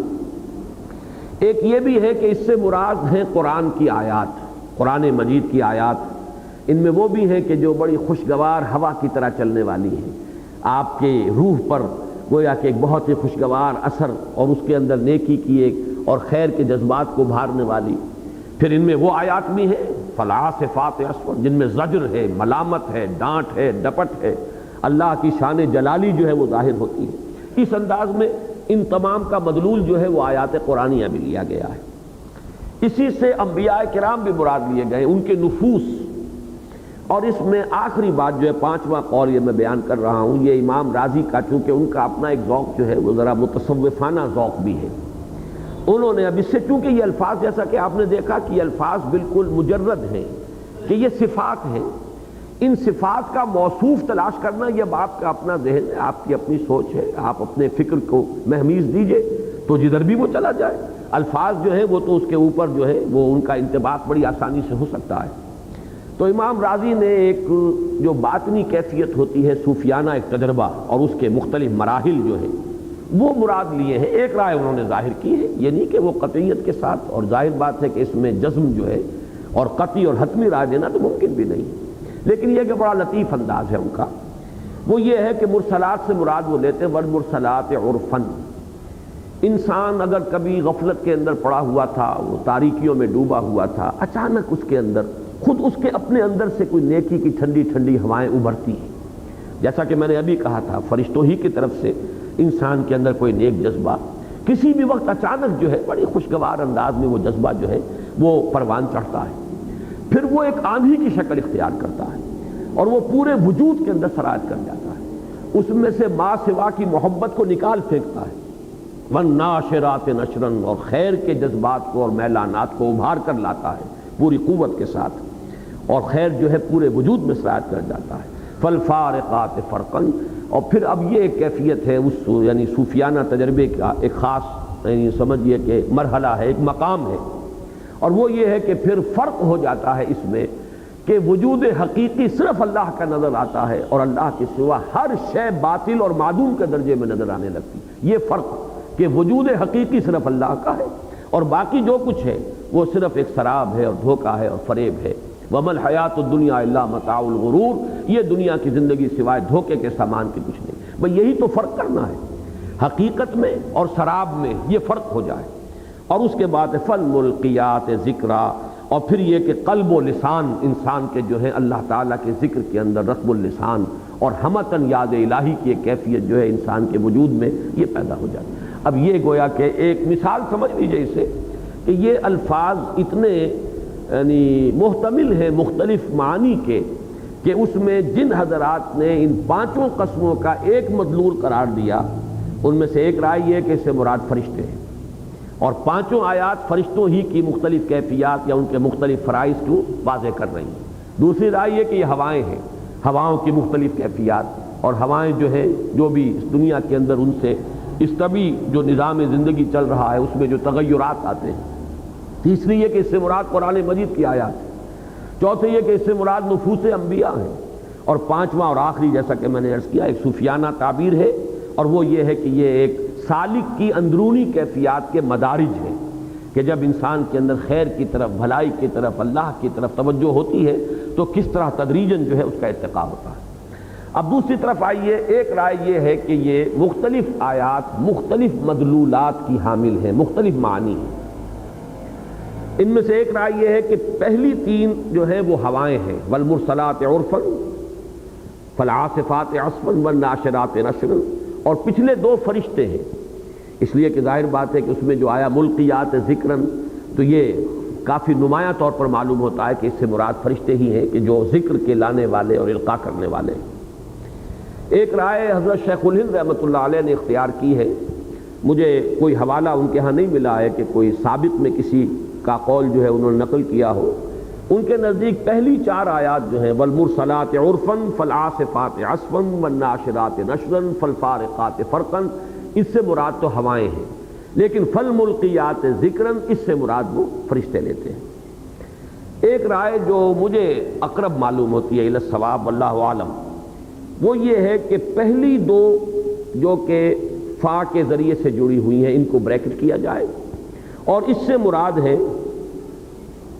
ہوائیں، والمرسلات عرفا فالعاصفات عصفا، یہاں پر گویا کہ فا کے ساتھ جڑ کر یہ بریکٹ ہو گئی، والمرسلات عرفا فالعاصفات عصفا، یہ ایک حصہ ہو گیا۔ وہ ہوائیں جو ابتدا میں بڑی خوشگوار انداز میں چلتی ہیں، پھر وہ ایک جھکڑ تیز و تند آندھی کی شکل اختیار کر لیتی ہے۔ والناشرات نشرا، واو سے دوسری بریکٹ شروع ہوگی، والناشرات نشرا فالفارقات فرقا فالملقیات ذکرا، یہ گویا کہ جڑ جائیں گے، اور اس سے مراد فرشتے ہیں۔ وہ فرشتے ہیں کہ جو وحی کو نشر کرتے ہیں، وحی کو پھیلاتے ہیں، وحی کو لے کر آتے ہیں، اور وحی ہی نہیں، نیکی کے میلانات، نیکی کے جذبات۔ یہ بات ذرا شاید بہت سے حضرات کے لیے نہیں ہو، اس لیے کہ ہمارے ہاں عام طور پر مذہبی مزاج کے جو لوگ ہیں، جو ذرا جدید فکر سے متاثر ہیں، ان کے سامنے یہ بات زیادہ واضح نہیں ہے کہ فرشتوں کا نزول حیات دنیاوی میں مسلسل ہوتا ہے، اہل ایمان کو بشارت دینے کے لیے، اہل ایمان کی ہمت بندھانے کے لیے۔ قرآن مجید میں بعض مواقع پر تو تعین کے ساتھ ہے کہ بدر میں فرشتے نازل ہوئے، ان ثبتوا الذین آمنوا، فرشتوں کو بھیجا گیا کہ جاؤ اہل ایمان کے قدموں کو جما دو، تثبیت، ان کے دل بھی ٹھکے رہے، قدم بھی جمے رہے۔ لیکن یہ جو نزول ملائکہ ہر وقت ہوتا ہے، اس لیے کہ اصل میں یہ ذرا ہٹ کر میں بات کہہ رہا ہوں کہ یہ خیر و شر کی کشمکش جو ہے اس دنیا میں، جو انسان اپنے باطن میں بھی محسوس کرتا ہے، خارج میں تو ہے ہی۔ کچھ قوتیں ہیں جو خیر کی طرف بلانے والی ہے، کچھ قوتیں ہیں جو شر کی طرف بلانے والی ہے، باطن میں بھی ہے۔ باطن میں ہمارا نفس امارہ ہے جو شر کی طرف بلاتا ہے، ان النفس لامارۃ بالسوء، یہ نفس امارہ، یہ ایڈ یا لیبیڈو جو ہے ہمارا، یہ تو برائی کی طرف بلاتا ہے۔ اسے تو اپنی تسکین چاہیے، سینشول گریٹیفیکیشن، بھوک لگی ہے، اسے تسکین چاہیے کہ مجھے میرے پیٹ کو بھرو، چاہے وہ حرام سے ہو چاہے حلال سے ہو، اس سے مجھے غرض نہیں۔ اگر جنسی جذبہ جو ہے وہ مشتعل ہو گیا، وہ تو اپنی تسکین چاہتا ہے، صحیح راستے سے ہو غلط سے ہو، جائز سے ہو ناجائز سے، اس سے کوئی غرض نہیں۔ تو یہ جو اینیمل انسٹنکٹس ہیں، ایڈ یا لیبیڈو جسے کہتا ہے فرائڈ، جس کو ہمارے یعنی قرآنی اصطلاح میں کہا جائے گا نفس امارہ، ان النفس لامارۃ بالسوء۔ لیکن یہ کہ جہاں ہمارے اپنے وجود کے اندر یہ ایک داعیہ شر موجود ہے، وہاں وہ داعیہ خیر بھی ہے، وہ روح ملکوتی جو ہمارے اندر ہے، وَنَفَخْتُ فِيهِ مِن رُوحِي، جس کو کہ ویسٹرن فلاسفرز نے بھی کہا ہے کہ ڈیوائن سپارک، ایک شعلہ ملکوتی انسان کے اندر ہے، ماننا پڑتا ہے۔ اس لیے کہ کوئی کتا اگر وہ کوئی ہڈی یا کوئی اور چیز اس کے پاس ہے کھانے کی، کسی دوسرے کتے کو کبھی وہ ویلکم نہیں کہے گا کہ وہ بھی اس میں شامل ہو جائے۔ لیکن انسانوں کو ہم دیکھتے ہیں کہ چاہے انسان کو بھوک لگی ہوئی ہے، اگر ایک روٹی ہے تو وہ ایسے بھی ہوں گے جو وہ ایک روٹی ہی کو اپنے پاس ہی رکھ کر بیٹھ جائیں گے، کسی کو شیئر نہیں کریں گے کسی کے ساتھ۔ لیکن انسانوں میں وہ بھی ہوتے ہیں کہ جو ایک روٹی میں بھی کسی کو حصے دار بنانے کے لیے تیار ہو جاتے ہیں۔ اس کو آپ خالص نفسانیت کی بنا پر اس کی کوئی ایکسپلینیشن ممکن نہیں۔ معلوم ہوتا ہے نیکی کا کوئی اندر چنگاری انسان کی ہے، کوئی ڈیوائن سپارک ہے۔ تو گویا کہ ہماری شخصیت کے باطنی وجود کے اندر بھی خیر اور شر کے داعیات دونوں موجود ہیں۔ وہ روح ربانی ہمیں بلندی کی طرف ابھارنا چاہتی ہے، یہ نفس امارہ ہمیں پستی کی طرف لے جانا چاہتا ہے، یہ نفس جو ہے یہ برائی کی طرف ہمیں آمادہ کرتا ہے۔ تو وہ ملکوتی روح جو ہے ہماری، وہ ڈیوائن سپارک روح ہے جس کو کہا گیا ہے کہ یسألونک عن الروح قل الروح من امر ربی، وہ ہمیں خیر کی طرف دعوت دینے۔ اچھا، خارج میں داعی خیر بھی ہے، داعی شر بھی ہے، انبیاء ہیں، اولیاء اللہ ہیں، مبلغین ہیں، مربی ہیں، مزکی ہیں، یہ کون ہیں؟ یہ خیر کی طرف بلانے والے ہیں۔ دوسری طرف یہ فساق و فجار ہیں، یہ ساری قوتیں موجود ہیں، فحاشی کی طرف دعوت دینے والے، یہ سب داعیان شر موجود ہیں۔ اسی طریقے سے خارج میں غیر مرئی قوتیں بھی ہیں۔ ہمیں یہ تو نظر آ جاتا ہے کہ فلاں شخص جو ہے برائی کی طرف بلا رہا ہے یا برائی کی ترغیب دے رہا ہے، لیکن ہمیں نظر نہیں آتا کہ وہ جنات جو ہے، شیاطین جن، وہ بھی تو ہمارے در پہ ہیں، ہمیں بدی کی طرف دھکیلنے والے، بدی کی طرف بلانے والے۔ اور یہ جب تک بیلنس نہیں ہوگا، جب تک کہ یہ بات آپ کے سامنے نہ آ جائے کہ فرشتے بھی ایک غیر مرئی وجود ہیں، وہ ہمیں نیکی کی ترغیب دیتے ہیں، بھلائی کی طرف بلاتے ہیں، وہ ہمارے دلوں میں اچھے میلانات کا القاء کرتے ہیں۔ اگر کوئی خیر ہم سے وجود میں آتا ہے تو ہمیں تھپکی دیتے ہیں۔ یہ انداز جو ہے یہ بھی فرشتوں کا۔ تو گویا کہ یہ 6 قوتیں میں نے گنوائی ہیں، 2 ہمارے اندر ہیں، داعی الی الخیر، داعی الی الشر۔ الی الشر نفس امارہ، داعی الی الخیر روح ملکوتی جو ہمارے اندر ہے، روح ربانی کہنا چاہیے۔ خارج میں مرئی فرشتے نہیں، غیر مرئی فرشتے ہیں نیکی کی طرف بلانے والے اور ترغیب دینے والے، اور ادھر جنات ہیں، شیاطین جن، تمام جن نہیں، جنوں میں اچھے بھی ہیں، لیکن شیاطین جن وہ غیر مرئی ہیں، ہمیں نظر نہیں آتے، وہ بدی کی طرف بلاتے ہیں۔ اور ظاہر اور مرئی جو ہے ان میں انسان ہے، انسان داعی خیر، اللہ کے رسول، اللہ کے نبی اور ان کے نقش قدم پر چلنے والے، جیسے کہ فرمایا قل ھذہ سبیلی ادعو الی اللہ علی بصیرۃ انا ومن اتبعنی، جو میرا اتباع کرتے ہیں وہ بھی بلاتے ہیں اللہ کے راستے کی طرف اور بلاتے ہیں علی وجہ البصیرۃ۔ اسی طریقے سے وہ شر کی طرف بلانے والے، غلط نظریے، غلط افکار پھیلانے والے، انسان کے نفسانی اور سفلی جذبات کو بھڑکانے والا لٹریچر پیدا کر رہے ہیں جو انسان کے اندر جو ہے ان کے جو سفلی میلانات ہیں ان کو بھڑکائے۔ تو یہ سمجھ لیجئے کہ یہ بالکل ایک بیلنسڈ ہے معاملہ کہ خارج میں بھی اور باطن میں بھی۔ بہرحال پہلی دو جو ہے ہوائیں ہیں والمرسلات عرفا فالعاصفات عصفا، اور دوسری تین والناشرات نشرا، یہ القاء ہوتا رہتا ہے فرشتوں کی طرف سے، ملقیات ذکرہ، اور یہ کہ وہ فرق کرتے رہتے ہیں، حق و باطل کی تمیز ہوتی رہتی ہے، خود انسان پر منکشف ہوتا رہتا ہے، انسان کا دل اسے بتاتا ہے کہ کیا شے صحیح ہے کیا غلط ہے، جیسے کہ حدیث میں بھی آتا ہے کہ حضور نے فرمایا استفت قلبک، اپنے دل سے پوچھو، وَلَوْ أَفْتَاكَ الْمُفْتِي۔ تو یہ تینوں جو قسمیں ہیں، ایک رائے یہ ہے کہ اس سے مراد ہے فرشتے جو خیر کے میلانات و جذبات کو ابھارتے بھی ہیں، پھیلاتے بھی ہیں، حق و باطل کے مابین امتیاز کرنے کی صلاحیت انسان کے اندر پیدا کرتے ہیں، اور جیسے کہ وحی آتی ہے تو صحیح اور غلط کا امتیاز ہو جاتا ہے، فالملقیات ذکرہ، اس میں تو ظاہر بات ہے کہ اکثر کی رائے یہی ہے کہ یہ اس سے مراد فرشتے ہیں۔ بہرحال ان قسموں کے بعد فرمایا انما توعدون لواقع، یہ تمام چیزیں گواہ ہیں اس پر۔ یہ سارا اہتمام اللہ نے یوں ہی نہیں کیا، اب اس میں مختلف پہلوؤں سے مقسم بہی اور مقسم علیہ کا جو ایک تعلق ہے وہ قائم ہو جائے گا۔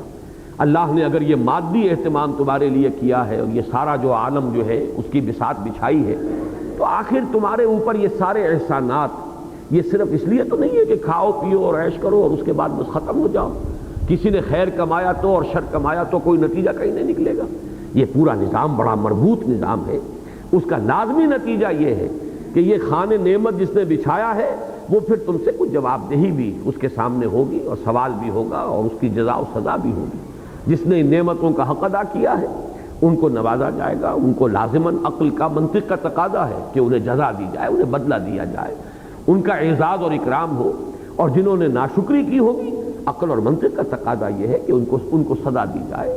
تو انما توعدون لواقع، یہ تمام چیزیں۔ اسی طرح اگر ہم نے فرشتے بھیجے، اگر ہم نے وحی نازل کی، اگر ہم نے اپنی کتابیں اتاری، آخر کس لیے؟ وہ جو فرق دنیا میں ہو گیا کہ ایک طرف اہل حق تھے جنہوں نے کہ اس سے فائدہ اٹھایا، ایک طرف وہ اہل زیغ تھے، اہل باطل تھے کہ جنہوں نے اسے رد کر دیا۔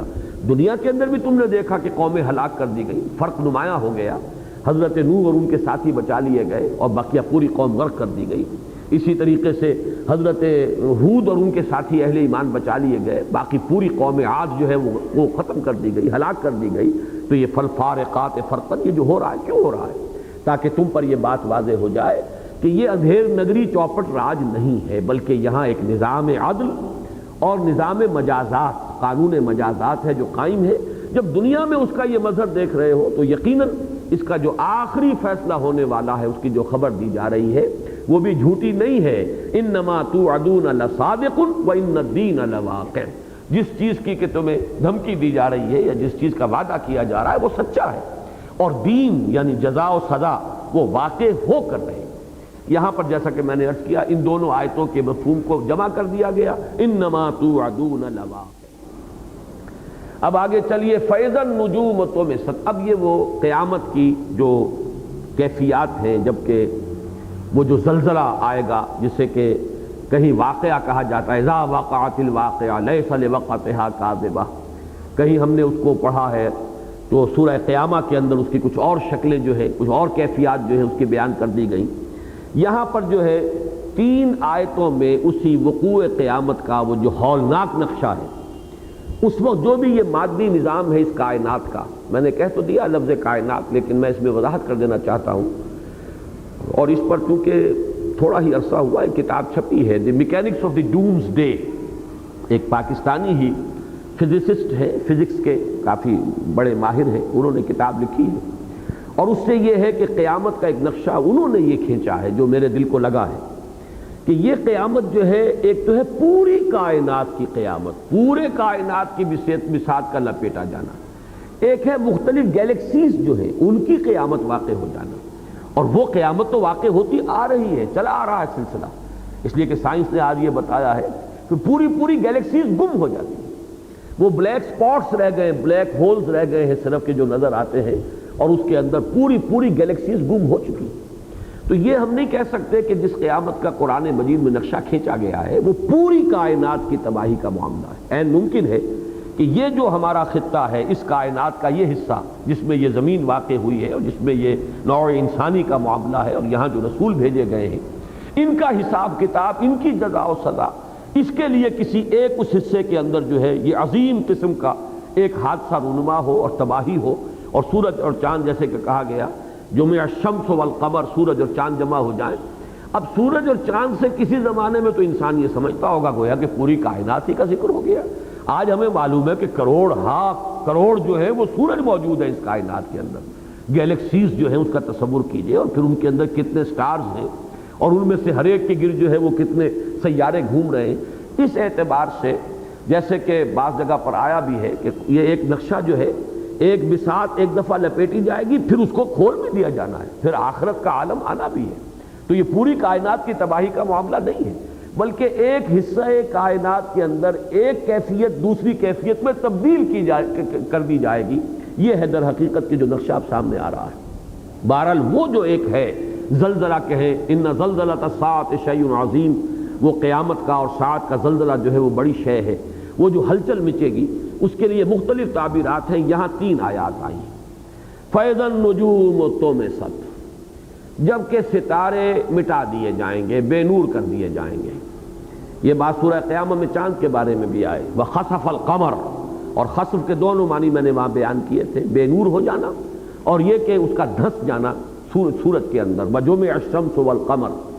بہرحال یہ بقیہ مقامات پر بھی آیا ہے وَإِذَا النُّجُومُ انْكَدَرَتْ، جبکہ یہ کچھ پھیکے سے پڑ جائیں گے، بے نور ہو جائیں گے، کوئی ایسی کیفیت ہوگی اس وقت زلزلۃ الساعۃ کے وقت۔ یہ نہیں فرمایا گیا کہ یہ بالکل رہیں گے نہیں، بلکہ یہ ہے کہ ان کی جو کیفیت ہے اس میں ایسی تبدیلی آئے گی کہ یہ چمک دمک جو ہے وہ ختم ہو جائے گی، اور یہ کہ ان کے اندر ایک جیسے کہ مٹا دیا جاتا ہے، کوئی آثار ہو اور ان کے نشان مٹا دیے جائیں، ان کا مدھم پڑ جانا، دھیما پڑ جانا۔ یہ چراغ جو ہیں جس طرح ٹمٹما رہے ہیں بہت دھیمے ہو جائیں گے۔ فَإِذَا النُّجُومُ طُمِسَتْ وَإِذَا السَّمَاءُ فُرِجَتْ، اور جبکہ آسمان جو ہے اس میں دراڑیں پڑ جائیں گی، اس میں رخنے پڑ جائیں گے۔ فرج کہتے ہیں کسی شے کے اندر کوئی دراڑ ہو، اس لیے جب کسی فصیل کے اندر دراڑ پڑتی ہے تو وہ بھی فرج ہے، یہ دراڑ جو ہے کوئی رخنا پڑ جانا۔ تو یہ اذا السماء فرجت، اور یہ آپ کو معلوم ہے کہ قرآن مجید میں یہ مضمون تو بہت کثرت سے آیا ہے۔ اب سما سے مراد کیا ہے؟ آج تک ابھی ہم پورے تیقن کے ساتھ نہیں کہہ سکتے کہ سماوات اور سما اس سے اصل مراد کیا ہے۔ آیا یہ کہ ایک سولر سسٹم جو ہے اس کی جو بھی حد ہے اس کو اس کا پہلا آسمان مانا جائے، یا یہ کہ ایک گیلیکسی جو ہے اس کی جو حد ہے اس کو آسمان مانا جائے؟ یہ تو ابھی بار بار میں عرض کر چکا ہوں، جتنی مرتبہ بھی اس مقام سے گزرا ہوں قرآن مجید میں جہاں سما کا ذکر آیا، میں نے عرض کیا کہ ابھی اس کی حقیقت ہمیں معلوم نہیں، ابھی تو ہمیں اس کو آئندہ پر چھوڑنا ہی پڑے گا کہ اللہ تعالیٰ ہی کے علم میں ہے کہ سماوات کی اصل حقیقت کیا ہے۔ لیکن یہ مضمون کثرت سے آتا ہے، اس میں دراڑیں پڑیں گی، یہ پھٹ جائے گا، اس کی کیفیت ایسے ہو جائے گی سماو کوشتت، جیسے کہ کسی جانور کے اوپر سے کھال اتار لی جائے اور سرخ جو اس کا گوشت ہے وہ سامنے آ جائے۔ یہ مضمون جو ہے یہ تو جب وہ حقیقت آئے گی تبھی پتہ چلے گا اور معلوم ہوگا کہ واقعتاً قرآن مجید نے اس کے لیے جو مختلف ڈسکرپشنز جو ہیں جو دی ہیں وہ بالکل صحیح تھی، لیکن اس وقت بحالت موجودہ اس کے مفہوم کی صحیح تعیین اور وہ پورے تیقن کے ساتھ یہ ممکن نہیں ہے۔ اذا السماء انشقت آتا ہے ایک سورہ مبارکہ جو آخری پارے میں شروع ہوگی، جبکہ آسمان پھٹ جائے، شق ہو جائے گا۔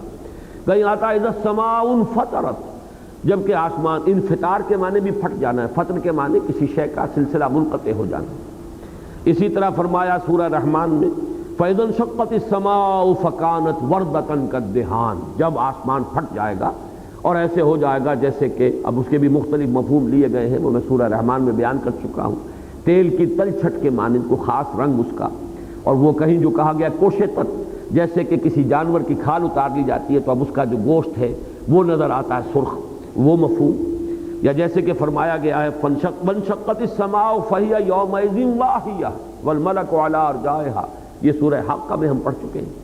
تو یہ مضمون بکثرت آیا ہے قرآن میں. فَإِذَا النُّجُومُ طُمِسَتْ وَإِذَا السَّمَاءُ فُرِجَتْ وَإِذَا الْجِبَالُ نُسِفَتْ. اب نسف کا مفہوم ہے کسی شے کو ذرہ ذرہ کرنا، اور پھر یہ کہ جب ذرات کی شکل میں ہوگا تو وہ منتشر بھی ہو جائے گا اور وہ پھیل جائے گا، غبار کی مانند اڑ جائے گا. چنانچہ سورہ طٰہٰ میں یہ مضمون آیا ہے. یسألونک عن الجبال فقل ينسفها ربی نسفا. یہ پوچھتے ہیں ان پہاڑوں کے بارے میں، یہ تو بڑے جمے ہوئے ہیں، بڑے ٹکے ہوئے ہیں، جمے ہوئے ہیں، بہت سخت ہیں، جامد ہیں، ٹھوس ہیں، ان کا کیا ہوگا؟ تو فرمایا کہہ دیجئے اے نبی کہ تیرا رب ان کو ریزہ ریزہ کر کے اور اڑا دے گا، حباء منصورا.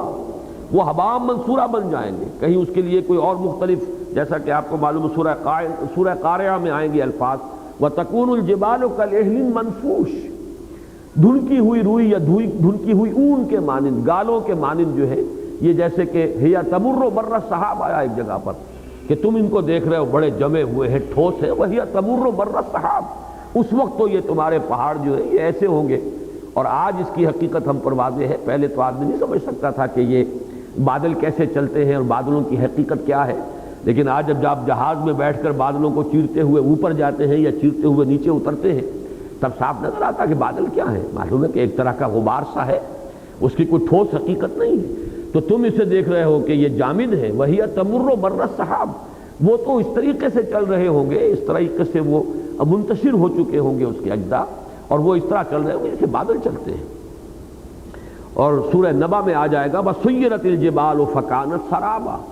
یہ پہاڑ چلا دیے جائیں گے اور یہ ہو جائیں گے ریت کے معنی. سراب کہتے ہیں وہ چٹیل میدان جس میں ریت پڑا ہوا ہے، اور اسی وجہ سے اس کے اندر جو عکس آتا ہے چیزوں کا اور آدمی دھوکہ کھا جاتا ہے کہ یہ کوئی پانی ہے یہاں پر. سورۃ المزمل میں الفاظ آ چکے ہیں وَكَانَتِ الْجِبَالُ كَثِيبًا مَهِيلًا.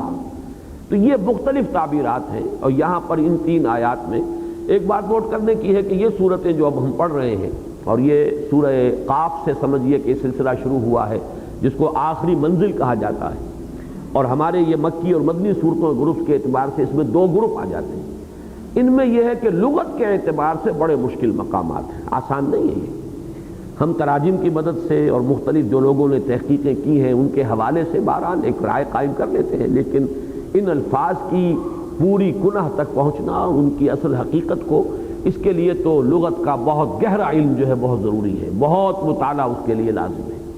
لیکن یہ کہ اس سے جو چیز ہم اخذ کر رہے ہیں کہ یہ وہ زلزلۃ الساعہ ہے، وہ قیامت کے وقت جو ہلچل پیدا ہوگی، کتنے بڑے حصے میں ہوگی اس کائنات کی وہ ہم نہیں جانتے. کبھی یہ تصور تھا اور یہ ہو سکتا ہے واللہ عالم، اب بھی میں اس کی نفی مطلق نہیں کر سکتا کہ شاید یہ پوری کائنات کے اندر زلزلہ ہو. لیکن یہ تصور بھی ہو سکتا ہے کہ یہ کسی ایک گیلیکسی کے اندر، ایک گیلیکسی کی قیامت آ رہی ہے. اس لیے کہ سورہ طلاق میں جیسے کہ آیا ہے کہ جیسے آسمان ہیں ویسے ہی اتنی ہی زمینیں بھی ہیں. تو اب ہمیں نہیں معلوم کہ ہمارے علاوہ بھی کوئی زمینیں موجود ہوں اور ہمارے علاوہ بھی کہیں کائنات کے اندر اس طرح کا جو نظام ہے زندگی کا اور حیوانات کا وہ موجود ہو، واللہ عالم. تو ہو سکتا ہے کہ یہ صرف اس سولر سسٹم کے اندر سارا زلزلہ آئے، جیسا کہ ہماری جو ایسٹرونومی ہے وہ بتاتی ہے. سورج میں تو اب بھی طوفان اٹھتے رہتے ہیں، بہت بڑے بڑے طوفان آتے ہیں. کسی وقت وہ طوفان اتنا بڑا ہو کہ اس پورے کے پورے سولر سسٹم کو، کہ جس کا پورا دار و مدار ہی سورج کی کشش اور سورج کے گرد جو یہ سیارے گھوم رہے ہیں اس کے اوپر دار و مدار ہے، اسی کے اندر وہ ہلچل اور وہ تصادم اور ایک دوسرے کے ساتھ کروں کا ٹکرانا اور اس کے نتیجے کے اندر یہ کیفیات پیدا ہو جائیں. تو یہ بھی ممکن ہے پوری کائنات کا مسئلہ ہو. لیکن زیادہ قرین قیاس یہ معلوم ہو رہا ہے اب ہمارا علم جہاں تک پہنچا ہے اس کے اعتبار سے کہ یہ کسی محدود خطے کے اندر یہ صورت ہوگی جس کے نتیجے میں زمین کا معاملہ جو ہے اور زمین پر بسنے والے اور زمین پر جو نوع انسانی رہی اس کے حساب کتاب کے لیے یہ بساط ایک دفعہ لپیٹ کر اور پھر دوبارہ ایک نئی صورت میں اس کو بچھا دیا جائے گا. فَإِذَا النُّجُومُ طُمِسَتْ وَإِذَا السَّمَاءُ فُرِجَتْ وَإِذَا الْجِبَالُ نُسِفَتْ وَإِذَا الرُّسُلُ أُقِّتَتْ. جبکہ رسولوں کا وقت معین ہو جائے گا. یہ اقتت اصل میں وقتت ہے، وقت سے توقیت باب تفعیل اور اس سے پھر یہ مجہول کا صیغہ، اس سے یہ اقتت بن گیا ہے، واو نے الف کی شکل اختیار کی. یہ تو ہوا ان کا وقت معین ہو جائے گا. اس سے مراد کیا ہے کہ جیسا کہ یہ مضمون پھر مدنی صورتوں میں بار بار آیا ہے دنیا میں رسول اتمام حجت کرتے تھے اپنی قوموں پر، اپنی دعوت سے، تبلیغ سے، اپنی ذاتی مثال سے، شہادت عملی، شہادت قولی، شہادت انفرادی، اور محمد الرسول اللہ صلی اللہ علیہ وسلم نے آخری درجے میں کر دی شہادت اجتماعی نظام قائم کر کے دکھا دیا، یہ ہے اللہ کا دین، یہ ہے اس کی عملی شکل۔ تو یہ ہے وہ شہادت اور حجت کے جو رسول اس دنیا میں لوگوں پر، انسانوں پر، اپنی اپنی امتوں پر، اپنی قوموں پر کرتے رہے۔ اب اسی کا ایک ظہور ہوگا قیامت کے دن، محاسبہ اخروی، وہ جو عدالت اخروی ہے اللہ کی، اب اس میں پیشی ہوگی۔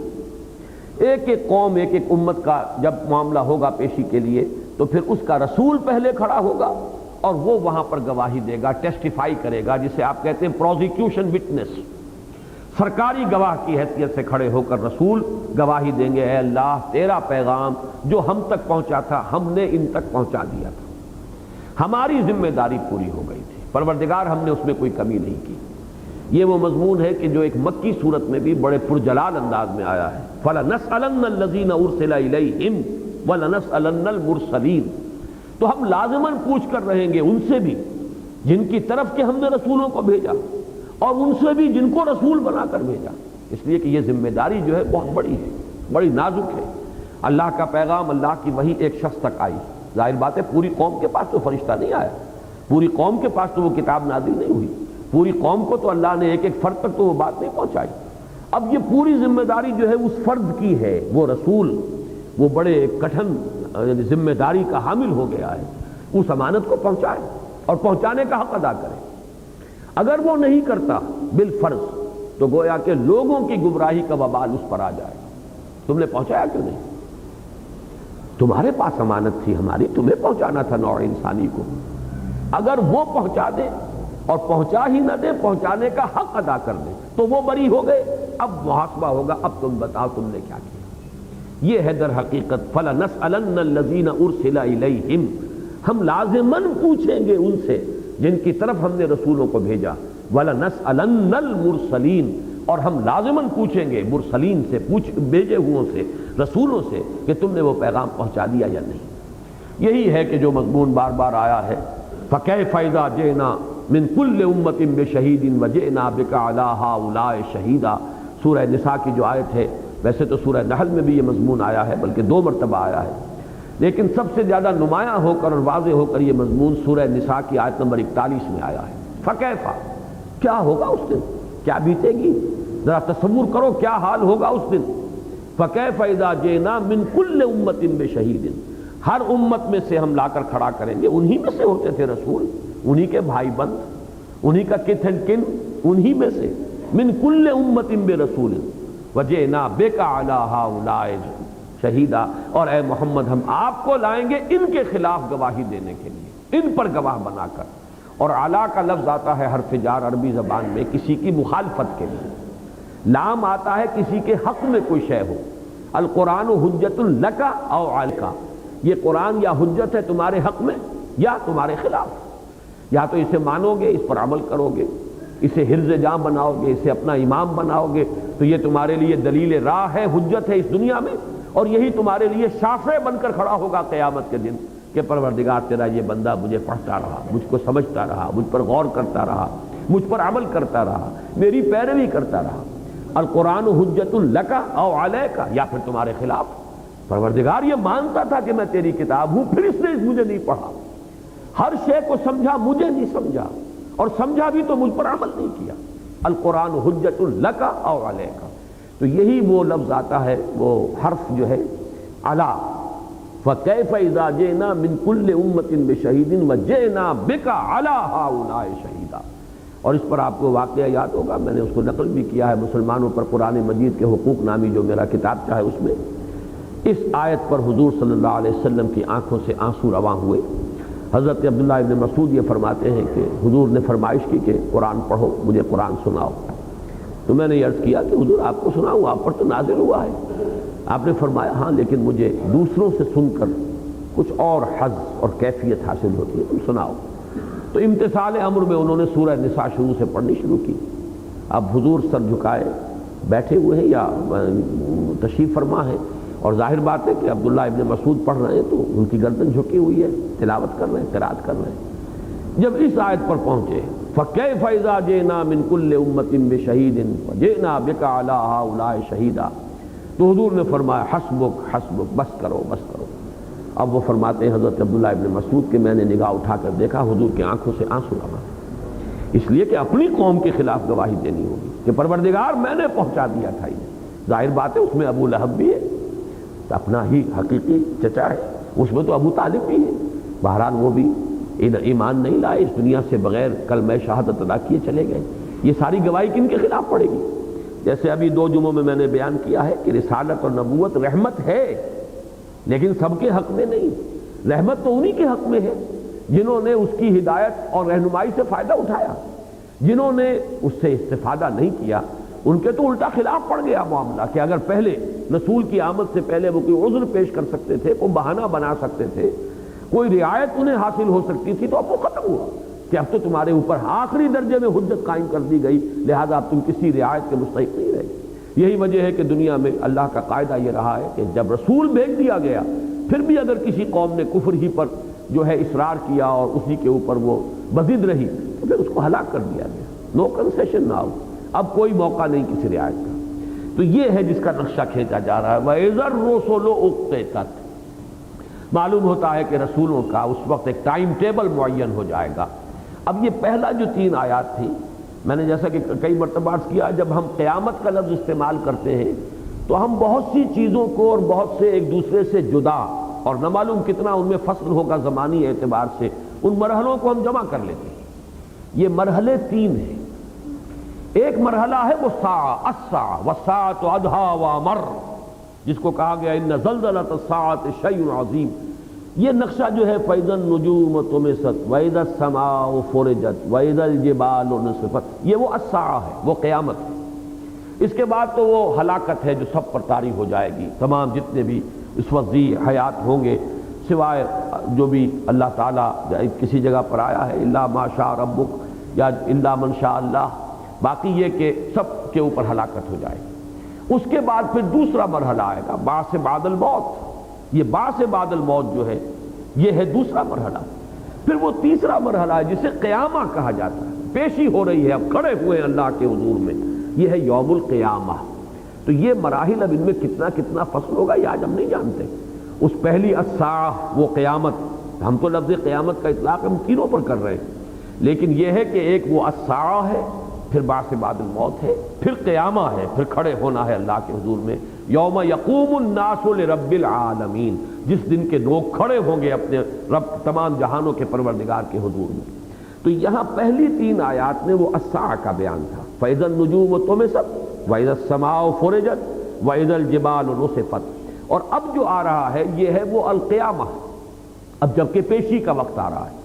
ظاہر بات ہے اس میں کوئی ٹائم ٹیبل ہوگا جو اناؤنس کر دیا جائے گا، کتنے کتنے وقفے سے مختلف امتیں آئیں گی اور ہر امت کا رسول جو ہے وہ کس وقت وہ ٹیسٹیفائی کرے گا، وہ ایک یعنی ابھی جو میں نے لفظ استعمال کیا تھا پروزیکیوشن وٹنس کی حیثیت سے، وَإِذَا الرُّسُلُ أُقِّتَتْ، جب ان کا وقت معین ہو جائے گا، ان کی حاضری اور پیشی کا اور ان کی گواہی کا ٹائم ٹیبل واضح ہو جائے گا۔ لِأَيِّ يَوْمٍ أُجِّلَتْ، کس دن کے لیے، اجلت یعنی اخرت، کس دن کے لیے یہ معاملہ ٹالا گیا تھا، کس دن کے لیے وہ ٹالے گئے تھے۔ لفظ پر ترجمہ یوں ہوگا، یعنی دنیا میں وہ دعوت دیتے رہے، تبلیغ کرتے رہے، تلقین کرتے رہے، اور ایسے مراحل یہ کئی جگہ پر ہم گزرتے ہوئے دیکھ چکے ہیں کہ اور سیرت کے اندر بھی یہ چیزیں مل جاتی ہیں کہ بربنائے طب بشری طبیعت میں ایک پیدا ہوتا تھا یہ ایک احساس کہ اب کب تک انہیں ڈھیل دی جائے گی، کب تک چھوٹ دی جائے گی۔ حق ان کے اوپر واضح ہو چکا، انہوں نے انکار کرنے کا بھی یوں سمجھیے کہ حق ادا کر دیا، اپنے کفر اور اپنی خباثت کا پورا ثبوت فراہم کر دیا۔ تو اہل ایمان کے دل میں تو بار بار یہ بات آتی تھی آخر اللہ کا عذاب کیوں نہیں آ جاتا، کب تک انہیں چھوٹ دی جائے گی۔ تو یہ معاملہ کبھی بربنائے طب بشری کسی رسول کے دل میں بھی پیدا ہو جانا بالکل یعنی ناقابل قیاس یا بالکل مستبعد نہیں ہے، لیکن یہ کہ ٹالا جاتا ہے، یہ حساب ہوگا۔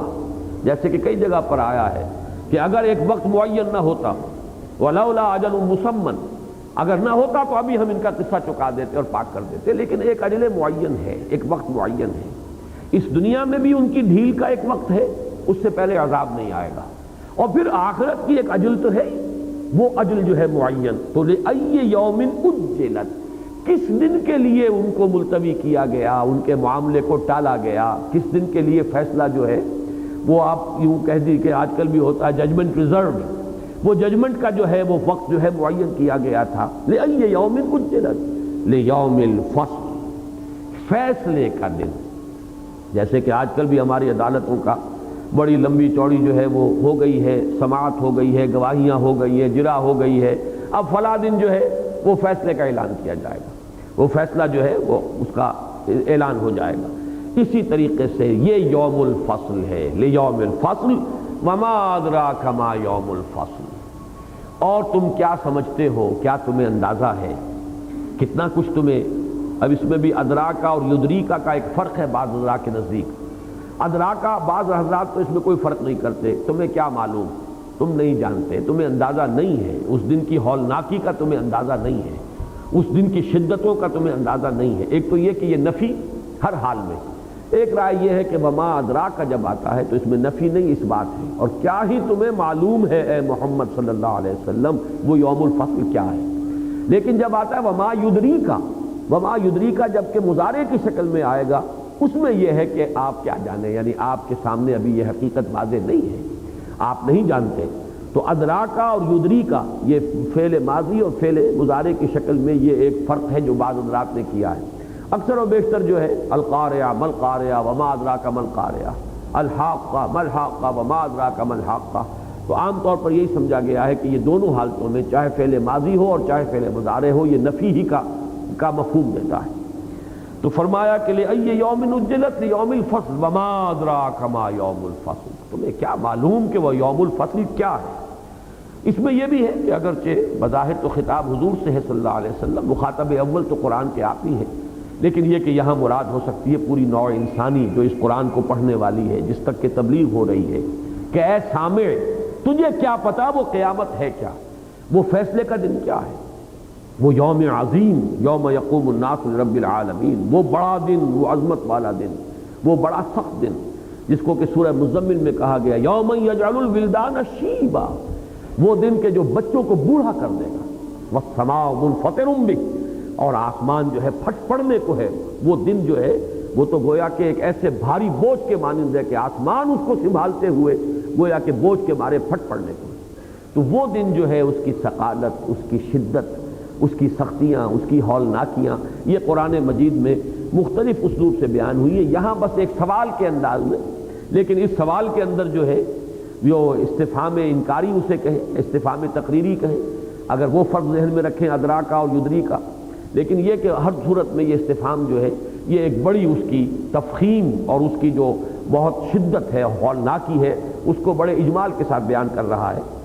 لیوم الفصل وما ادراک ما یوم الفصل ویل یومئذ للمکذبین، یہ اب آیت آ گئی جو اب 9 مرتبہ پھر اور دہرا کر آئے گی۔ ہلاکت ہے، بربادی ہے، تباہی ہے، یہ ویل کا لفظی ترجمہ ہے ہلاکت، بربادی اور تباہی۔ بعض روایات ہیں وہ کچھ زیادہ مستند تو نہیں ہے، یعنی کم سے کم صحیحین میں وہ روایات نہیں ہیں، لیکن روایات موجود ہیں کہ جن میں مثلا ایک روایت حضرت ابو سعید خدری سے ہے رضی اللہ تعالی عنہ کہ ویل در حقیقت جہنم کی ایک ایسی وادی ہے جس کی ہولناکی اتنی شدید ہے کہ خود جہنم اس سے پناہ مانگتی ہے۔ یہ ویل کا لفظ آیا ہے قرآن مجید میں 27 مرتبہ، لیکن یہ کہ اس سورہ مبارکہ میں جیسا کہ ہم نے دیکھا ہے کہ یہ 10 مرتبہ تو اسی ایک آیت کے اندر یہ لفظ آ چکا ہے ویل کا۔ ویل اس کے لفظی معنی تباہی، بربادی، ہلاکت، لیکن یہ کہ دوسرا مفہوم یہ کہ ایک خاص جہنم کی ایک ایسی وادی جس کے عذاب کی شدت ایسی ہے کہ خود جہنم اس سے پناہ مانگتی ہے۔ ویل یومئذ للمکذبین، ہلاکت ہے، بربادی ہے، تباہی ہے اس دن جھٹلانے والوں کے لیے۔ اب یہاں پہ اگر یہ دوسرا مفہوم لیا جائے تو اس سے بھی ایک معنوی ربط قائم ہوتا ہے۔ مکذب جو ہے ایک ہے عام گناہ گار آدمی، ایک ایسے دور میں ایک شخص پیدا ہوا جب کہ نبوت کی تعلیم بھی مٹ چکی یا ختم ہو چکی، یا بدعات کے اور گمراہیوں کے غبار میں گم ہو چکی، اس دور میں ایک انسان پیدا ہوا اور وہ اگر سیدھے راستے پر نہیں آیا، وہ گمراہ رہا، وہ گناہوں میں مبتلا رہا، تو مجرم تو وہ بھی ہے، لیکن اس کے جرم اور اس شخص کے جرم میں زمین و آسمان کا فرق ہے، جس تک کسی رسول کی دعوت پہنچی اور براہ راست پہنچی رسول کے ذریعے سے۔ یوں سمجھیے کہ حق بالکل مبرہن ہو کر، بالکل واضح ہو کر، بالکل نمایاں ہو کر اس کے سامنے آ گیا اور پھر اس نے جھٹلایا۔ اب اس میں زمین و آسمان کا فرق ہو جائے گا، اگرچہ جہنم کا مستحق وہ بھی ہے، لیکن یہ کہ جہنم کی شدید ترین وادی کا مستحق پھر وہ شخص ہوگا جس نے کہ رسول کی دعوت کو جھٹلایا ہے، جس کے سامنے رسول کی دعوت آئی، رسول کے ذریعے سے آئی۔ اب بھی یہ درجہ رہے گا کہ رسول کی دعوت لیکن غیر رسول کے ذریعے سے پہنچ رہی ہے۔ آج اگر کوئی قرآن کی دعوت لوگوں تک پہنچا رہا ہے، امکانی حد تک اسے واضح کر رہا ہے، تبلیغ کا حق ادا کر رہا ہے، تب بھی چاہے دعوت رسول کی ہے لیکن وہ خود رسول نہیں ہے، خود وہ معصوم نہیں ہے، خود اس کی شخصیت جو ہے وہ ہر شک و شبہ سے بالا تر نہیں ہے، اس کا دامن کردار اس طرح صاف نہیں ہے جیسے کہ انبیاء اور رسول کا دامن کردار صاف ہوتا تھا۔ لہذا حجت اس درجے میں آج قائم نہیں ہو سکتی جس درجے میں کہ رسولوں کے ذریعے سے براہ راست قائم ہوتی ہے۔ یہی بات میں نے کئی مرتبہ جمعوں میں بیان کی ہے کہ اب وہ عذاب ہلاکت جو ہے، استیصال، کسی قوم کو بالکل نسیاً منسیہ کر دینے والا عذاب، یہ اب نہیں آئے گا ختم نبوت کے بعد، ختم رسالت کے بعد۔ اب چونکہ کوئی رسول نہیں آنے والے، لہذا اس درجے میں اتمام حجت بھی نہیں ہوگا، اور اس نوعیت کا عذاب استیصال کہ ایک ایک فرد کو ہلاک کر کے اور نسیہ منسیہ کر دیا جائے، یہ اب نہیں آئے گا۔ ایک ہی اس میں ایکسیپشن ہے، وہ ایکسیپشن یہود کی ہے، اس لیے کہ ان کے رسول تھے حضرت عیسیٰ علیہ السلام، اور ان کے ذریعے سے ان پر حجت قائم ہو چکی ہے۔ ان کا تو یوں سمجھیے کہ ججمنٹ ڈیفرڈ ہے، ملتوی کیا گیا ان کا فیصلہ، وہ فیصلہ ہوگا اور حضرت مسیح علیہ السلام خود ہی آئیں گے دوبارہ، نزول مسیح، اور اس کے بعد ان کے اوپر آخری وہ عذاب استیصال آ جائے گا۔ لیکن ان کو ایک طرف رکھتے ہوئے، ان کو مستثنیٰ کرتے ہوئے اب کسی اور قوم پر وہ عذاب استیصال نازل نہیں ہوگا، اس لیے کہ اس درجے کا جو اتمام حجت ہے جو رسولوں کے ذریعے سے ہوتا تھا، اب اس کا کوئی امکان نہیں۔ یہ میں اس لیے بیان کر رہا ہوں کہ اگر وہ روایات صحیح ہیں، اس لیے کہ کسی روایت کا سند کے اعتبار سے زیادہ قوی نہ ہونا اس کے غلط ہونے کی حتمی دلیل نہیں ہے۔ بعض چیزیں ہوتی ہیں، بعض حقیقتیں ایسی ہیں کہ جو ثابت نہیں کی جا سکتی، بعض مقدمات ہیں روز روشن کی طرح معلوم ہے کہ یہ دعویٰ صحیح ہے لیکن قانون کے مطابق ثبوت فراہم نہیں کیا جا سکتا۔ حضرت علی کا دعویٰ ہے اور وہ ایک عدالت سے خارج کیا جا رہا ہے، حالانکہ کوئی شخص جو ہے ذرا سا بھی شک نہیں کر سکتا کہ حضرت علی جھوٹ بول سکتے ہیں، ان کا دعویٰ غلط ہو سکتا ہے، لیکن یہ کہ چونکہ دو گواہ ہیں، ایک بیٹا ہے اور ایک غلام ہے ان کا اپنا، لہذا وہ گواہی جو ہے مقبول نہیں قانون کے لیول پر، لہذا دعویٰ خارج۔ تو کسی شے کا سند کے اعتبار سے ثبوت کو پہنچ جانا مثبت معنی میں تو صحیح ہو گیا کہ یہ بات ثابت ہو گئی، لیکن منفی جو ہے اس کا، جس کو آپ کہتے ہیں کہ مفہوم مخالف، وہ لازماً درست نہیں ہوتا۔ آپ یقین کے ساتھ یہ نہیں کہہ سکتے کہ یہ غلط ہے، یا یہ جب تک کہ کوئی ایسے قرائن ثابت نہ ہو جائیں کہ یہ ثابت ہو جائے کہ یہ موضوع حدیث ہے، کوئی ایسا اس کے پیچھے موٹیو نظر آ رہا ہو جس کے تحت یہ وضع کی گئی ہو حدیث، اور صاف معلوم ہو جائے کہ یہ کسی نے اپنے کسی خاص مقصد کے لیے کسی الٹیریئر موٹیو کے تحت اس کو جھوٹ موٹ گھڑا ہے، تو موضوع حدیث اور ہے، ضعیف حدیث اور ہے۔ بعض ہمارے احباب جو ہیں وہ ان دونوں میں فرق نہیں کرتے۔ موضوع حدیث وہ ہے جس کے بارے میں محدثین نے یہ فیصلہ کر دیا ہے کہ یہ جھوٹی ہے، گھڑی ہوئی ہے، اور ضعیف حدیث وہ ہے کہ جس کے بارے میں ثبوت ہمیں پورا نہیں مل رہا، جس شے کا ثبوت صحیح نہ مل رہا ہو۔ اس زمانے میں تو خیر یہ لطیفے کے درجے میں سمجھیے کہ ہمارے صدر غلام اسحاق صاحب نے جو فرمایا کہ 80% جرائم جو ہے ان کا ثبوت نہیں ہوتا۔ اب یہ چیز جو ہے وہ اس وقت تو خیر ایک سیاسی پس منظر میں ہے جو کہی گئی ہے، لیکن واقعہ تو یہی ہے کہ یہ آپ کو معلوم ہے عدالتوں کے سامنے مسئلہ رہتا ہے، ایک چیز جو ہے ثابت نہیں ہو پا رہی چاہے وہ کتنی صحیح ہو۔ اس اعتبار سے میں کہہ رہا ہوں کہ اگر وہ احادیث صحیح ہے تو بھی اس کے اندر ایک ربط قائم ہوتا ہے کہ وہ ویل، جہنم کی وہ بدترین وادی کے مستحق وہ ہوں گے جو رسول کی دعوت کو جھٹلاتے ہیں، اس لیے کہ یہ سب سے بڑا جرم ہے۔ اسی کو آخر میں ہم چل کر دیکھیں گے کہ واللیل اذا یغشی سورۃ اللیل میں فرمایا گیا اشقا، سب سے زیادہ شقی، اس لیے کہ سب سے زیادہ شقی وہ ہے جو رسول کی دعوت کو جھٹلا دے اور اس کا انکار کرے۔ اور یہی مضمون میں نے بارہا بیان کیا ہے کہ قرآن مجید میں جب الفاظ آتے ہیں دو، الذین کفروا وکذبوا بآیاتنا، یہ صرف ایسے ہی نہیں ہے کہ یوں ہی تکرار کی جا رہی ہے زور دینے کے لیے، کفر ایک جرم ہے، تکذیب اس سے کہیں بڑا جرم ہے۔ کفر تو یہ ہے کہ آپ نے چھپا لی کوئی بات، کوئی حقیقت جو ہے اس کو چلیے تسلیم نہیں کیا، ایک یہ کہ آپ نے جھٹلایا، یہ جھوٹ ہے، یہ صحیح نہیں ہے، تو معلوم ہوا کہ ان دونوں کے درمیان بڑا فرق ہے۔ ذیش خطاب صبوری ہزار فرسنگ است۔ تو یہ میں عرض کر رہا ہوں کہ ان روایات کے اعتبار سے بھی اگر ویل کا مفہوم وہ لیا جائے تو بھی مضمون جو ہے منطقی طور پر درست ہے۔ ویل یومئذ للمکذبین، وہ وادی کہ جس سے خود جہنم پناہ مانگتی ہو، جو سب سے زیادہ شدید عذاب والی وادی ہے، وہ اس دن مخصوص کر لی جائے گی ان کے لیے جو تکذیب کرنے والے، جھٹلانے والے، جنہوں نے رسولوں کی دعوت کا انکار کیا حالانکہ ان پر اتمام حجت آخری درجے میں ہو چکا تھا، عذراً اور نذراً ان کے تک جو ہے وہ بات پہنچائی جا چکی، پھر بھی انہوں نے تکذیب کی تو ان کے لیے ویل ہے۔ الم نہلک الاولین، اب یہ وہ دوسری شہادت کے جو تاریخ کے حوالے سے قرآن مجید میں آتی ہے بار بار۔ ایک تو ہے آفاقی شواہد، دلائل ربوبیت، ان کے حوالے سے بات کا سمجھایا جانا، ایک ہے تاریخی اعتبار سے۔ الم نہلک الاولین، کیا ہم نے ہلاک نہیں کیا پہلوں کو؟ ثم نتبعہم الآخرین، پھر ہم انہی کے پیچھے لگاتے رہے یا لگا دیں گے پچھلوں کو۔ یہاں ذرا یہ لفظ پہلے سمجھ لیجئے پھر میں بات مفہوم بیان کروں گا۔ نتبعہم، اب چونکہ یہ فعل مضارع ہے، اس میں حال اور مستقبل دونوں مفہوم ہیں، لیکن اس میں ایک مفہوم یہ بھی لیا گیا ہے کہ یہاں پر فعل ناقص محذوف ہے۔ کننا نتبعہم، ہم لگاتے رہے ان کے پیچھے دوسروں کو۔ اگر وہ کننا مانا نہ جائے یہاں پر تو پھر یہ کہ ہم لگاتے ہیں یا لگائیں گے پچھلوں کو، یہ جو اس کے دو معنی ہو سکتے ہیں ان کو ذہن میں رکھیے۔ مراد کیا ہے؟ ایک تو یہ کہ ایک سلسلہ عام ہلاکت کا اور پیدائش کا دنیا میں چل رہا ہے، انسان آتے ہیں ہلاک ہو جاتے ہیں، ان کے پیچھے ان کی اولاد آتی ہے، پھر وہ ہلاک ہو جاتی ہے، پھر ان کے پیچھے ان کی اولاد آتی ہے، وہ ہلاک ہو جاتی ہے۔ تو جب یہ پیدائش اور ہلاکت اور زندگی اور موت کا سلسلہ چل رہا ہے، یہ خود ایک دلیل ہے اس بات کی کہ بعث بعد الموت کوئی ایسی انہونی بات نہیں ہے، اللہ کے لیے کوئی ایسا کٹھن مرحلہ نہیں ہے کہ جو اس پر بہت ہی بھاری اور شاق گزرنے والا ہو۔ دوسرا اس سے مراد یہ ہو سکتی ہے کہ پچھلی قوموں کی ہلاکت کی داستانیں تمہیں معلوم ہیں۔ قوم نوح ہلاک ہوئی، پھر اس کے بعد اور دوسری قوم آئی، پھر ہم نے اس کو بھی اس کے پیچھے لگا دیا، وہ بھی ہلاک ہو گئی قوم عاد، پھر اس کے بعد ایک تیسری قوم آئی قوم سمود، وہ بھی اس کے پیچھے چلی۔ تو یہ ایک سلسلہ چلا آ رہا ہے، ہم پیچھے لگاتے چلے آ رہے ہیں، یہ تو ایک سلسلہ منقطع نہیں ہوا۔ تو اب تم کیسے بچو گے؟ یہ گویا کہ مضمون ہے کہ یہاں پہ اب حال کی طرف منتقل ہو رہا ہے یہ مضمون کہ تم کیسے بچو گے۔ یہ گویا کہ سورہ مزمل میں جو مضمون آیا ہے، فَكَيْفَ تَتَّقُونَ إِن كَفَرْتُمْ، کیسے بچو گے تم اگر تم کفر کرو گے۔ وہ جو فرمایا گیا کہ ہم نے اِنَّا أَرْسَلْنَا إِلَيْكُمْ رَسُولًا شَاهِدًا عَلَيْكُمْ كَمَا أَرْسَلْنَا إِلَىٰ فِرْعَوْنَ رَسُولًا فَعَصَىٰ فِرْعَوْنُ الرَّسُولَ فَأَخَذْنَاهُ أَخْذًا وَبِيلًا فَكَيْفَ تَتَّقُونَ إِن كَفَرْتُمْ، اگر تم کفر کرو گے۔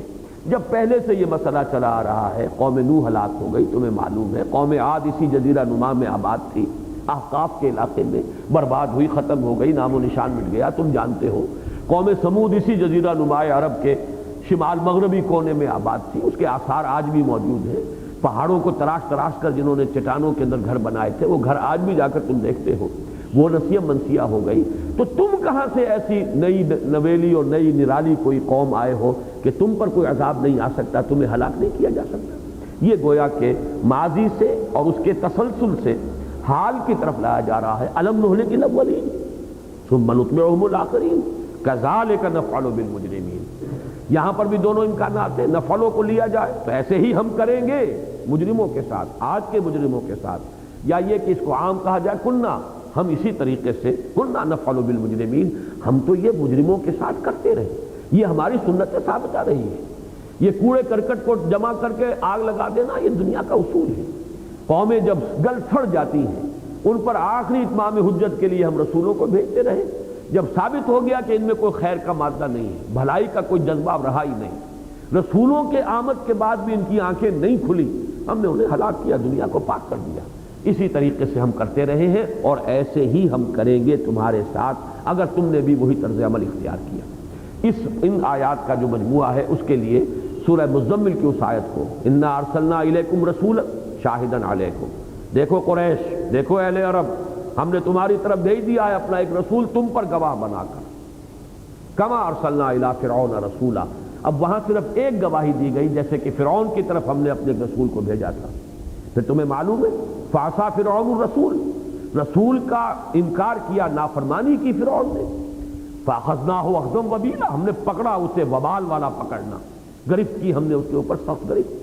فکیف تتقون ان کفرتم، اگر تم کفر کرو گے تو کیسے بچ جاؤ گے؟ ہمارا قانون بدل تو نہیں جائے گا تمہارے لیے، تمہیں کوئی سرخاب کے پر نہیں لگے ہیں، تمہیں کوئی اللہ کی طرف سے کوئی جو ہے وہ ایسی سند نہیں ملی ہوئی ہے، برہان نہیں ہے کہ تمہارے لیے ہمارا یہ قانون جو ہے وہ اپلیکیبل نہیں ہوگا۔ یہ وہ مفہوم ہے الم نہلک الاولین ثم نتبعهم الاخرین کذالک نفعل بالمجرمین ویل یومئذ للمکذبین، ہلاکت اور بربادی اور تباہی یا وہ بدترین وادی ہے جہنم کی جو کہ مخصوص کر دی گئی ہے ان لوگوں کے لیے کہ جو تکذیب کریں گے، اس قرآن کی تکذیب، محمد کی تکذیب صلی اللہ علیہ وسلم۔ الم نخلقکم من ماء مہین، اب یہ وہ مضمون ہے جو پچھلی دو صورتوں میں آ چکا ہے، سورہ قیامہ میں بھی آیا تھا، الم یکن نطفۃ من منی یمنی ثم کان علقۃ فخلق فسوی، وہی مضمون سورہ دہر میں آ چکا تھا، انا خلقنا الانسان من نطفۃ امشاج نبتلیہ فجعلناہ سمیعا بصیرا۔ وہ اب یہ جو علم جنین جسے آج کل ہم کہتے ہیں، اس کے حوالے سے اللہ کی قدرت کی ایک نشانی۔ اگر تم سمجھتے ہو کہ اللہ دوبارہ تمہیں پیدا نہیں کر سکتا تو غور کرو، جس نے تمہیں گندے پانی کی بوند سے بنا کر کھڑا کر دیا، آج تم جو کچھ سمجھتے ہو ہم جمع دوگرے نیز، ہمارے جیسا کوئی ہے ہی نہیں، اور یہ سب کے سب جو ہے بڑے سے بڑے فن خان، ان کا آغاز کیا ہے؟ وہی گندے پانی کی بوند، جس نے اس گندے پانی کی بوند سے نہ صرف تمہیں بنایا، سقراط کو بنایا، بقراط کو بنایا، نہ معلوم کس کس کو بنایا، بڑے سے بڑے حکیم، بڑے سے بڑے فلسفی، وہ آئنسٹائن ہو، وہ اولیاء اللہ ہو، وہ اللہ کے نبی ہو، ان کے بھی جسم تو اسی سے بنے، وہ تو اسی تخلیق کے مراحل سے گزرے۔ تو معلوم ہوا کہ یہ بھی اللہ کی ایک مستقل ایک نشانی ہے، اس کی قدرت، اس کی خلاقی، اور جب اس کی قدرت اور اس کی خلاقی جو ہے اس کی یہ نشانی تمہارے سامنے موجود ہے، کیسے جھٹلاتے ہو؟ پھر کیسے استبعاد تمہیں محسوس ہوتا ہے؟ کیسے تمہیں محال نظر آتا ہے دوبارہ پیدا ہو جانا اور حساب کتاب؟ الم نخلقکم من ماء مہین، کیا نہیں بنایا ہم نے تمہیں؟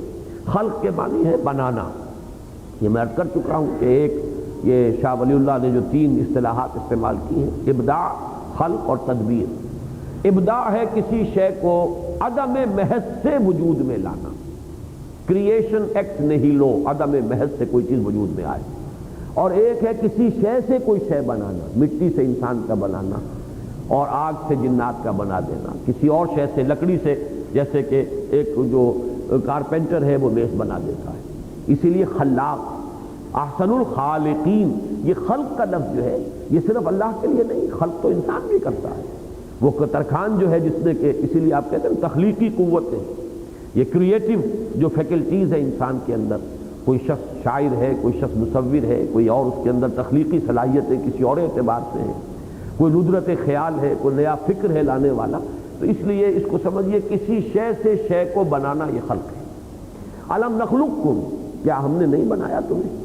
من ماء مہین، حقیر پانی، اہانت سے، ہون کہتے ہیں بہت ہی کسی انسان کے لیے ذلت کی کیفیت، مہین بہت ہی بے وقت پانی، بہت ہی حقیر پانی۔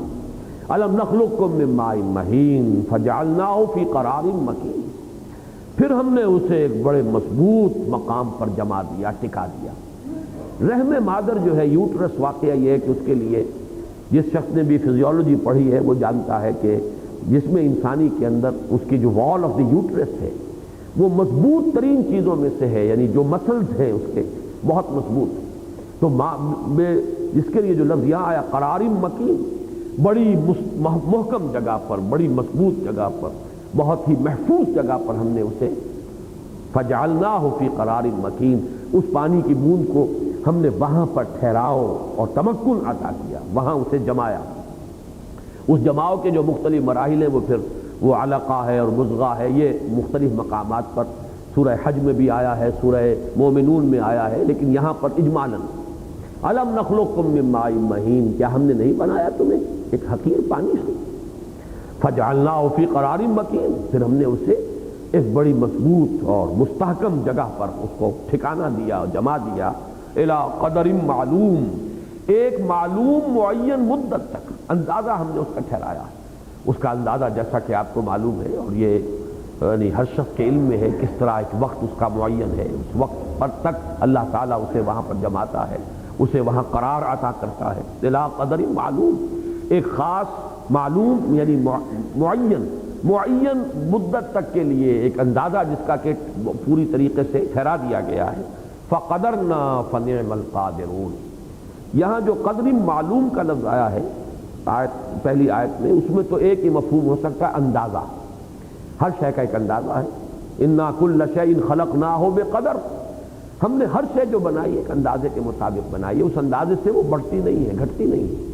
یہ چیز خاص طور پر جو ہے آپ کو معلوم ہے کہ بایولوجی میں اس کائنات کے اندر ہماری اس زمین کے ساتھ جتنی چیزیں یہ مخلوقات ہیں جاندار، ان کا ایک قدر ہے، اندازہ ہے، ورنہ یہ ہے کہ ان کے اندر ریپروڈکشن کے جتنے امکانات ہیں وہ بروئے کار آ جائیں تو یہ اب پورے اس کے اعداد و شمار تو میرے ذہن میں نہیں ہے۔ خاص قسم کی مچھلی ہے، اس مچھلی کے جتنے انڈے ہوتے ہیں وہ سب اگر مچھلیاں بن جائیں، وہ سب ان کے جو ہے پورے بچے پروان چڑھ جائیں تو چند سالوں کے اندر اندر اس کا حجم جو ہو جائے گا اس مچھلی کا وہ اس زمین سے زیادہ بڑا ہوگا، اتنی اس کی کریٹو جو بھی اس کے اندر پاسبلٹیز ہیں، امکانات موجود ہیں۔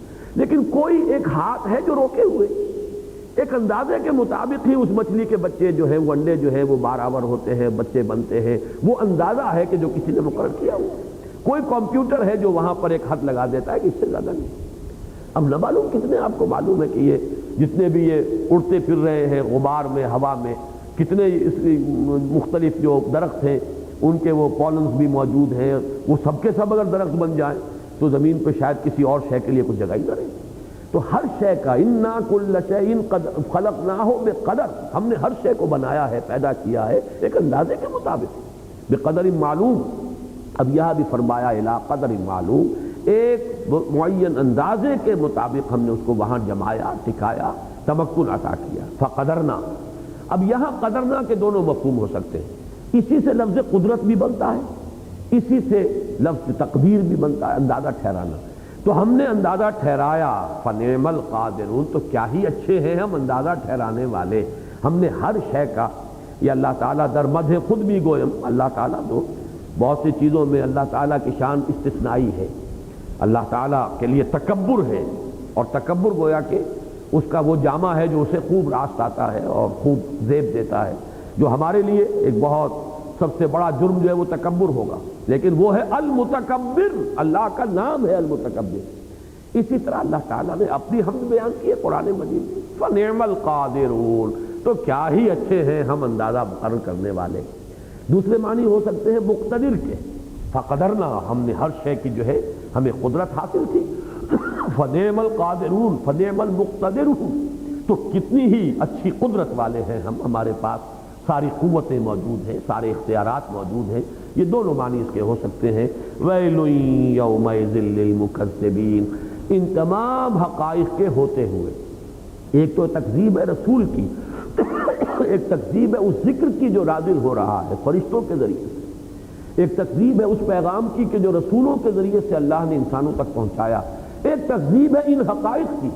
یہ حقائق تو ہر انسان کے سامنے موجود ہے، یہ تو ہر ذی شعور انسان جو ہے اس کے سامنے کی باتیں ہیں، اللہ کی قدرت، اللہ کی خلاقی، اللہ نے کیا کچھ بنایا، کیسے کیسے بنایا، کہاں سے کہاں پہنچایا، یہ ساری چیزیں تو ہیں۔ اب جو لوگ ان تمام چیزوں کو ہضم کر جائیں اور ان تمام چیزوں کی تکذیب پر اتر آئے ہوں، ویل یومئذ للمکذبین، ہلاکت و بربادی ہے یا بدترین سزا والی وادی ہے ان لوگوں کے لیے اس دن کہ جو تکذیب کرنے والے ہیں۔ اللہم ربنا لا تجعلنا معہم، اللہم ربنا لا تجعلنا معہم۔ بارک اللہ لی ولکم فی القرآن العظیم۔